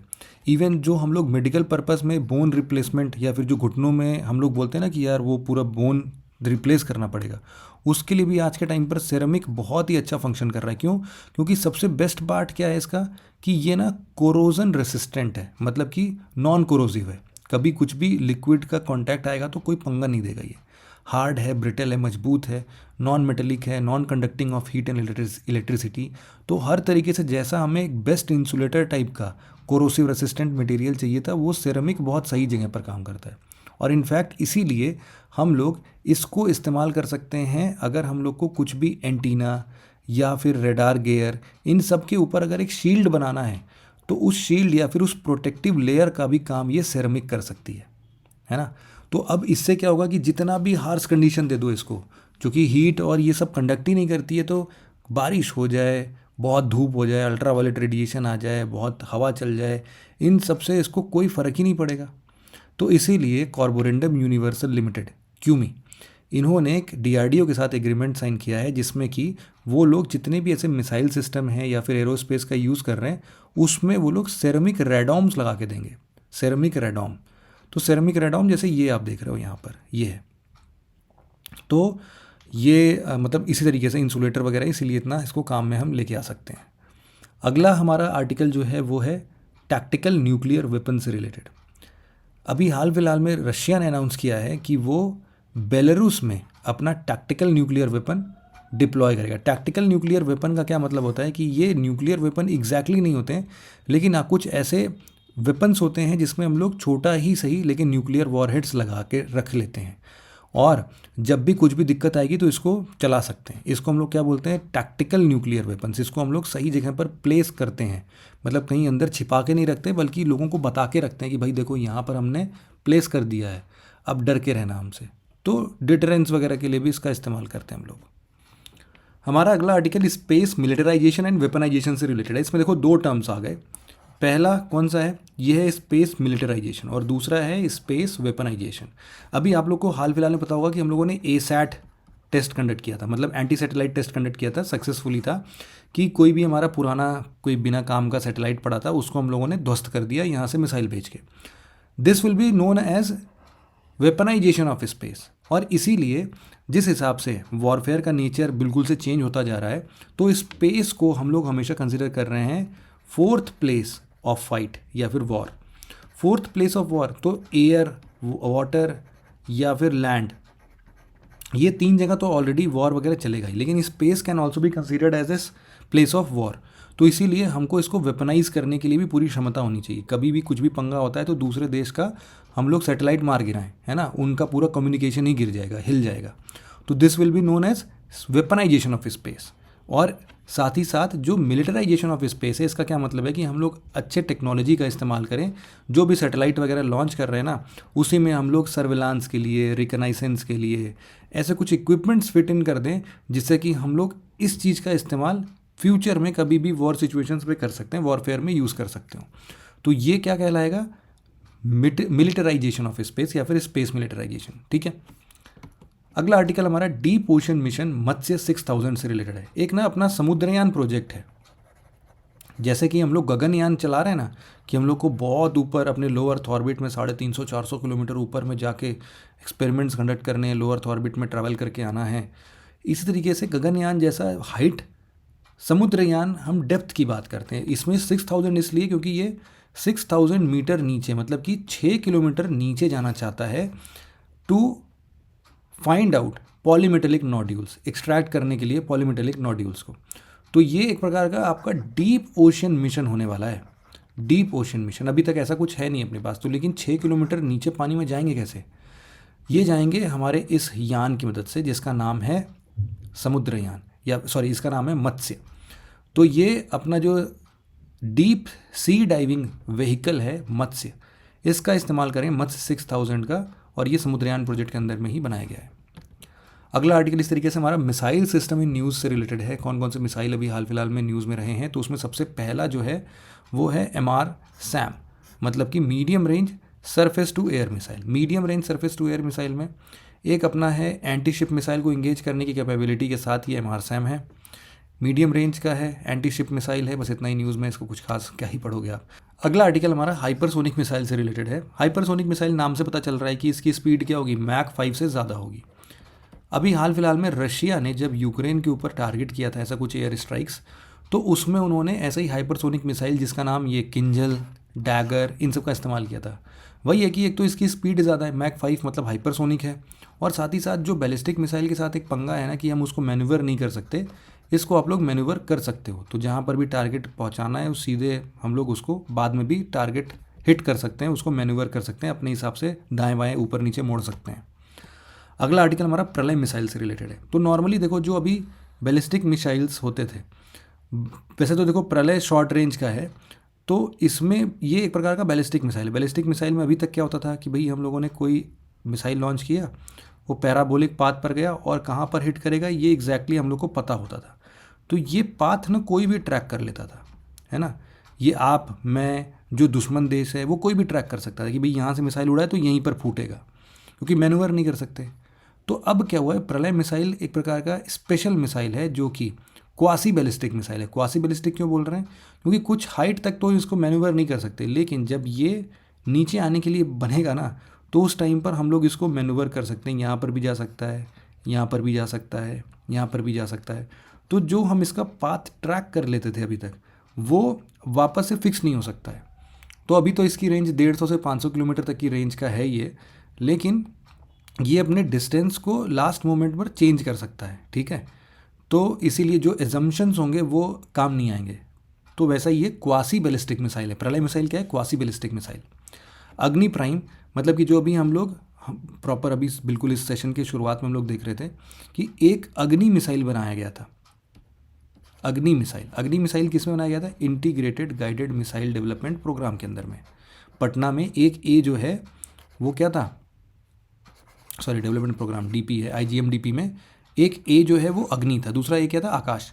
तो अग्नि क्या है, सरफेस टू सरफेस मिसाइल है। और अब तो जो अग्नि 5 बन गया है भैया, अग्नि 5 जो है वो तो ICBM है, इंटर कॉन्टिनेंटल बैलिस्टिक मिसाइल है। इंटर कॉन्टिनेंटल बैलिस्टिक मिसाइल का मतलब क्या है कि इसकी डिस्टेंस जो है वो 5000 किलोमीटर से भी ज़्यादा हो चुकी है, ख़तरनाक स्पीड से जाता है और न्यूक्लियर वॉरहेड लेके जा सकता है, और मल्टीपल वॉरहेड। अभी न्यूज़ में अग्नि 5 इसलिए भी रहा था क्योंकि एक MIRV टेक्नोलॉजी है, इसका इस्तेमाल किया गया है, मतलब कि multiple independently targetable re entry vehicle. इसका क्या मतलब है कि देखो है तो बैलिस्टिक मिसाइल ही, इंटर कॉन्टिनेंटल भी है, ये क्या करेगा, जाएगा, लेकिन इसके बाद चूंकि इसका डायमीटर बहुत बड़ा है ना, डायमीटर इसका 2 मीटर से ज़्यादा बड़ा है, तो ये अपने ऊपर वाले हिस्से में मल्टीपल वॉरहेड्स लेके जा सकता है, और ये मल्टीपल वॉरहेड्स अलग अलग टारगेट ऑक्यूपाई भी कर सकते हैं। तो हमें अगर निशाना लगाना है, मान लो यहाँ पर एक टारगेट है, यहाँ पर एक टारगेट इधर है, एक टारगेट इधर है, एक टारगेट इधर है, एक टारगेट इधर है, तो ये MIRV टेक्नोलॉजी क्या करेगा, यहाँ पर जाके सभी टारगेट्स को एक्वायर कर लेगा। मतलब एक यहाँ पर भी फूटेगा, यहाँ पर भी, यहाँ पर भी, यहाँ पर भी, यहाँ पर भी, सबको हम लोग टारगेट कर सकते हैं। इसके पहले भी देखो जो अग्नि 3 है वो भी, उसके पास भी ऐसे मल्टीपल वॉरहेड्स ले जाने की क्षमता है, लेकिन वो MIRV टेक्नोलॉजी से लैस नहीं है, जिसमें हम लोग टारगेट नहीं कर सकते हैं। हम लोग मल्टीपल जगह पर कि भाई ट्रैक नहीं होगा, यहाँ से मल्टीपल निकलेगा और वो अपने अपने डायरेक्शन में 3-4 जगहों पर चला जाएगा, है ना। तो MIRV इस तरीके से अलग है। तो इसीलिए अग्नि प्राइम अब क्या है, अग्नि प्राइम के बारे में भी सुन लो। अग्नि प्राइम अग्नि 5 का फिर अगला वर्जन है। अग्नि प्राइम एक्चुअल में हम लोग इस्तेमाल कर रहे हैं अपने अग्नि 1 और 2 को रिप्लेस करने के लिए, है ना। अग्नि 1 और 2 जो है वो बेसिकली ऐसे ही 700-800 किलोमीटर अग्नि 1 का है रेंज, और इसका लगभग 2000 किलोमीटर तक का है, 2000-2500 तक के रेंज का बोल सकते हो। तो इन दोनों को ही रिप्लेस करते हुए अग्नि प्राइम बनाया जा रहा है, क्योंकि अग्नि 1 और 2 बहुत ही पतले डायमीटर के बनते थे, तो इसमें मल्टीपल वॉरहेड्स वगैरह नहीं ले जा पा रहे थे, तो इनको रिप्लेस करके अग्नि प्राइम ले आ रहे हैं। इसका भी डायमीटर काफ़ी चौड़ा है, और अग्नि प्राइम में भी हम लोग मल्टीपल वॉरहेड्स वगैरह लेके जा सकते हैं। इसमें इसको पहली बार 2021 में टेस्ट भी किया गया था, और इसका जो रेंज है वो 1000 से 2000 किलोमीटर तक का रेंज होगा, ठीक है। तो ये हो गया हमारा। और हाँ, सबसे बड़ी बात कि ये 2 स्टेज है, 2 stage canistered solid propellant nuclear capable ballistic missile है। इसका मतलब क्या है कि भैया इसको ट्रक पे ला दो, कहीं पर भी ले जाओ, वो कैनिस्टर बेस्ड है ना, कहीं से भी लॉन्च कर सकते हो उसको, और न्यूक्लियर कैपेबल है कि अब वो अपने वॉरहेड पर न्यूक्लियर कैपेबिलिटी भी लेके जा सकता है, ठीक है। 2 स्टेज है, 2 स्टेज में दोनों के दोनों सॉलिड प्रोपेलेंट्स ही लगे हुए हैं। सॉलिड प्रोपेलेंट क्यों लगाते हैं हम लोग, सॉलिड प्रोपेलेंट लगाने से स्टेबिलिटी आ जाती है ना। लिक्विड प्रोपेलेंट लेके जाओगे तो उसको एक जगह से दूसरी जगह कैरी नहीं कर पाओगे, तो कैनिस्टर कैपेबिलिटी लेने का मतलब ही नहीं है। कैनिस्टर कैपेबिलिटी का मतलब क्या है कि अगर ट्रक में लाद के ले जा रहे हो तो सबसे पहले उसका सारा लिक्विड फ्यूल निकालो, फिर कहीं पर जाओ जहाँ पर दागना है उसके पहले लिक्विड फ्यूल उसमें भरो, फिर वो आप फायर कर सकते हो। तो इसीलिए इसको सॉलिड प्रोपेल्ड ही रखते हैं। सॉलिड प्रोपेल्ड एक बार भर दिया वो अपना रेडी टू लॉन्च है, कोई दिक्कत ही नहीं है उसमें। तो ये हो गया आपका अग्नि प्राइम। अगला आपका वरुणास्त्र। वरुणास्त्र के बारे में हम लोगों ने पहले भी पढ़ लिया था, टॉर्पेडोज के बारे में जब हम लोग पढ़ रहे थे। तो वरुणास्त्र में हम लोग क्या पढ़ा था कि पहला इंडिया का indigenously heavy weight ship launch anti submarine electric torpedo है ये, है ना। तो इसीलिए वरुणास्त्र वैसे तो हम लोगों ने पढ़ लिया, इसके बारे में पता ही है हम लोग को किसने बनाया या फिर लॉन्च किया। एंटी सबमरीन टॉर्पेडो है और इसका सक्सेसफुल टेस्ट भी हो गया है, और जितने भी पुराने टॉर्पेडोज के टाइप थे वो सब अब रिप्लेस हो रहे हैं वरुणास्त्र से। फिर अगला आर्टिकल है हमारा थर्मोबैरिक बॉम्ब से रिलेटेड। तो रिसेंटली अभी म्यांमार की मिलिट्री ने थर्मोबैरिक बॉम्ब का इस्तेमाल किया है। क्या होता है ये थर्मोबैरिक बॉम्ब? ये एक्चुअल में ना दो चीज़ें साथ में लेके चलता है, 2 स्टेज वेपन है ये। इसमें क्या होता है कि सबसे पहले स्टेज में क्या होगा, ये जो भी फ्यूल कैरी कर रहा होगा ना पहले बार में, वो क्या होगा कि ब्लास्ट नहीं होगा, सबसे पहले वो ब्लास्ट होने से पहले फैल जाएगा, ठीक है। बहुत दूर तक इसका फ्यूल एकदम से स्प्रेड हो जाएगा। जैसे ही ये स्प्रेड होगा तो फिर इसका सेकेंड स्टेज जो है वो फायर होता है। जैसे ही ये पूरा फ्यूल का क्लाउड बन गया और सेकेंड स्टेज में फ्यूल डिस्पर्स होकर इग्नाइट हो जाता है। इग्नाइट जैसे ही हुआ तो भाई उतने बड़े लेवल पर एक बोल सकते हो आपकी पूरा ऑक्सीजन ना एकदम से यूज़ हो जाता है। जब एकदम से यूज़ होता है तो यहाँ पर वैक्यूम जैसी सिचुएशन क्रिएट होती है और इससे और हैवी डिस्ट्रक्शंस होते हैं। तो इसको आप लोग इसीलिए वैक्यूम बम या फिर एरोसोल बम या फ्यूल एयर एक्सप्लोजिव भी बुला सकते हैं। 2 स्टेज बम है, खतरनाक सा बम होता है, मतलब नॉर्मल बम से इसके पास ज़्यादा पावर होती है। फिर अगला आर्टिकल हमारा अस्त्र मिसाइल से रिलेटेड है। अस्त्र मिसाइल अभी क्या है, हम लोग के पास देखो बहुत सारे लाइट कॉम्बैक्ट एयरक्राफ्ट होते थे, जैसे कि हम लोग अभी तक ना सब बाहर से मंगाया करते थे, फ्रांस से मंगाते थे, रशिया से मंगाते थे, आप लोगों ने सुना ही होगा। फ्रांस से जैसे कि हम लोगों ने क्या मंगाया, डसॉल्ट एविएशन का डसॉल्ट राफेल मंगा दिया हमने। इसके बाद आप मिराज 2000 का नाम ले सकते हो, या फिर जगुआर करके भी एक आया था, स्पेस जेट जगुआर करके, वो भी हम लोग ये से यूज़ करते थे। रशिया से हम लोगों ने बहुत सारा लिया है, जैसे कि सुखोई का आप लोगों ने नाम सुना होगा, सुखोई Su-30 जो है वो, इवन MiG जो होते हैं, MiG-29, MiG-21, ये सब हम लोग क्या यूज़ कर रहे हैं, दूसरे का लाइट कॉम्बैक्ट एयरक्राफ्ट यूज़ कर रहे थे। तो ये फाइटर एयरक्राफ्ट होते हैं, है ना। अब इन सब के जगह पर हम लोगों ने अब अपना इंडिजिनियसली बिल्ड करना स्टार्ट कर दिया, उसका नाम है तेजस, LCA तेजस, लाइट कॉम्बैट एयरक्राफ्ट तेजस। तो अब तेजस के बारे में आपको पता होना चाहिए कि भाई इसमें single engine multi role combat aircraft है। ये इसका काम क्या है कि ये जो MiG-21 है इसको रिप्लेस कर दे। अभी बहुत अच्छा से इस्तेमाल नहीं कर रहे हैं हम लोग, तो इसीलिए LCA तेजस को हम लोग मतलब और एडवांस वर्जन में लेके जा रहे हैं। थोड़ा सा मतलब ट्विन इंजन भी लगा के देख रहे हैं कि भाई अभी सिंगल इंजन है तो उतना पावरफुल नहीं है, और इसका मार्क 1A बन गया है, इस तरीके से मार्क 2 बन गया है, तो और भी ऐसे बना रहे हैं। तो इसमें क्या हो रहा है कि अभी फ़िलहाल में जो तेजस है उसके अंदर हम लोगों ने अस्त्र मिसाइल को हम लोगों ने फिट कर दिया है, ठीक है। अस्त्र मिसाइल क्या होता है, अस्त्र मिसाइल भैया अपना beyond visual range air to air missile है। बियॉन्ड विजुअल रेंज का क्या मतलब है कि ये दिखे ना बस दाग दो, कोई टेंशन नहीं है। मतलब आपको टारगेट दिखे, उसमें निशाना लगाने की ज़रूरत नहीं है, फायर एंड फॉरगेट प्रिंसिपल पर काम कर रहा है। मान लो कंडीशन ख़राब है, ऑल वेदर कंडीशन में चाहिए, विजुअल रेंज में है ही नहीं, तो बस रेडार में आपके आ जाए कि हाँ भाई यहाँ पर कुछ है, दाग दो। ये जैसे ही उसके पास अप्रोच करेगा ना, वो अपने आप टारगेट एक्वायर करके उसको ध्वस्त कर देगा। ये अस्त्र मिसाइल है, बहुत ही खतरनाक सा है ये। और इसीलिए सामने कितना भी अतरंगी जहाज हो, मतलब कितना भी हाईली मैन्यूवरिंग हो, सुपरसोनिक एयरक्राफ्ट हो, वो तो जैसे उसके पास जाएगा उसको एक्वायर कर ही लेगा वो, है ना। तो बहुत ही एडवांस्ड है ये अस्त्र मिसाइल अपना। हमारा अगला आर्टिकल वाइट फॉस्फोरस बॉम्ब से रिलेटेड है। एक प्रकार का केमिकल वेपन है भाई ये। केमिकल वेपन थोड़ा ख़तरनाक सा है। ऐसा बोला गया कि अभी जो इजरायली ने हमास पर स्ट्राइक किया था, उन्होंने फॉस्फोरस बम का इस्तेमाल किया था। फॉस्फोरस बम एक प्रकार का पायरोफोरिक मटेरियल होता है। पायरोफोरिक मटेरियल का क्या मतलब है कि जैसे ही ये एयर के कांटेक्ट में आती है ना, ये एकदम से आग पकड़ लेती है, तो तुरंत ही जलने लगती है। तो इसीलिए, और साथ ही इस पायरोफोरिक मटेरियल के साथ साथ ये आपके स्किन के कांटेक्ट में अगर आ गई या फिर आपने इनहेल कर लिया तो फिर बहुत प्रॉब्लमेटिक सिचुएशन में आते हो।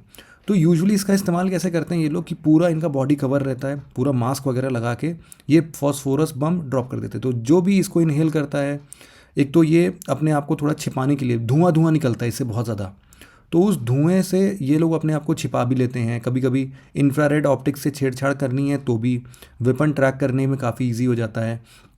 तो स्पोक स्क्रीन के चक्कर में ये लोग अपना ट्रूप मूवमेंट पूरा देख लेते हैं और सामने वाला इंसान परेशान हो जाता है। ऐसे बहुत सारे मूवीज़ में आप लोगों ने इनफैक्ट देखा ही होगा इस चीज़ को, है ना। तो ये क्या है, वाइट फॉस्फोरस बॉम्ब। हमारा अगला आर्टिकल जो है वो नेवल एंटी शिप मिसाइल से रिलेटेड है।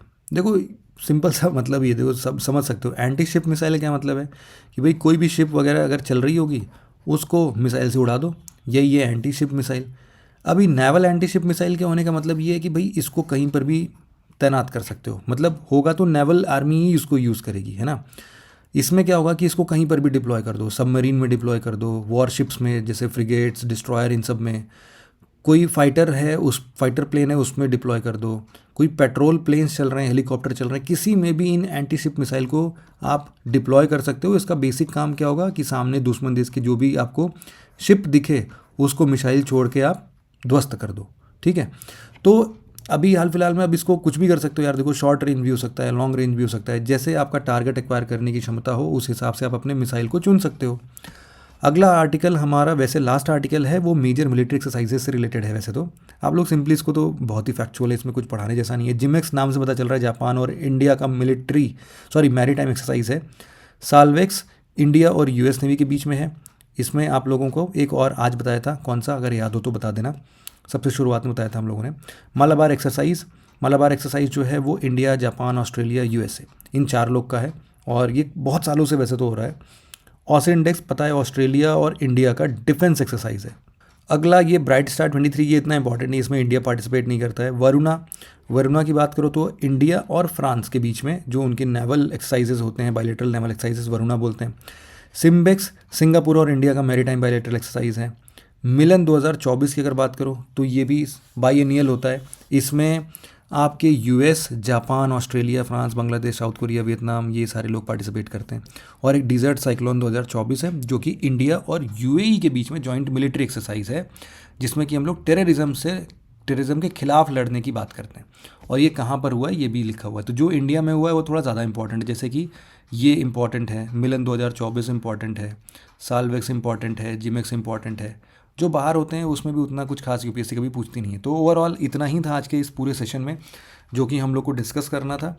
अगर आपको ये सेशन बढ़िया लगा और आपने अगर इसको कंप्लीट कर लिया है तो मुझे कमेंट सेक्शन में ज़रूर बताएं कि कैसा लगा, कॉन्सेप्ट कितना क्लियर हुआ आप लोग का, बढ़िया से आपको समझ में आया कि नहीं, क्या उसको सही तरीके से आप सही जगह प्लेस कर पा रहे हो कि नहीं अपने आर्टिकल्स को, और यूपीएससी के क्वेश्चंस आएंगे तो सॉल्व कर पाओगे कि नहीं अब, है ना। मैं पूरी कोशिश करता हूँ कि आप इसी के साथ साथ पूरा का पूरा एक बार में याद ही कर लो।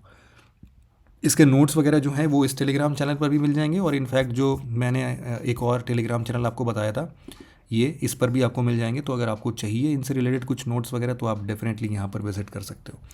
तो आज के डिस्कशन को यहीं पर एंड करते हैं। Thank you very much for listening it very patiently friends. Have a nice day.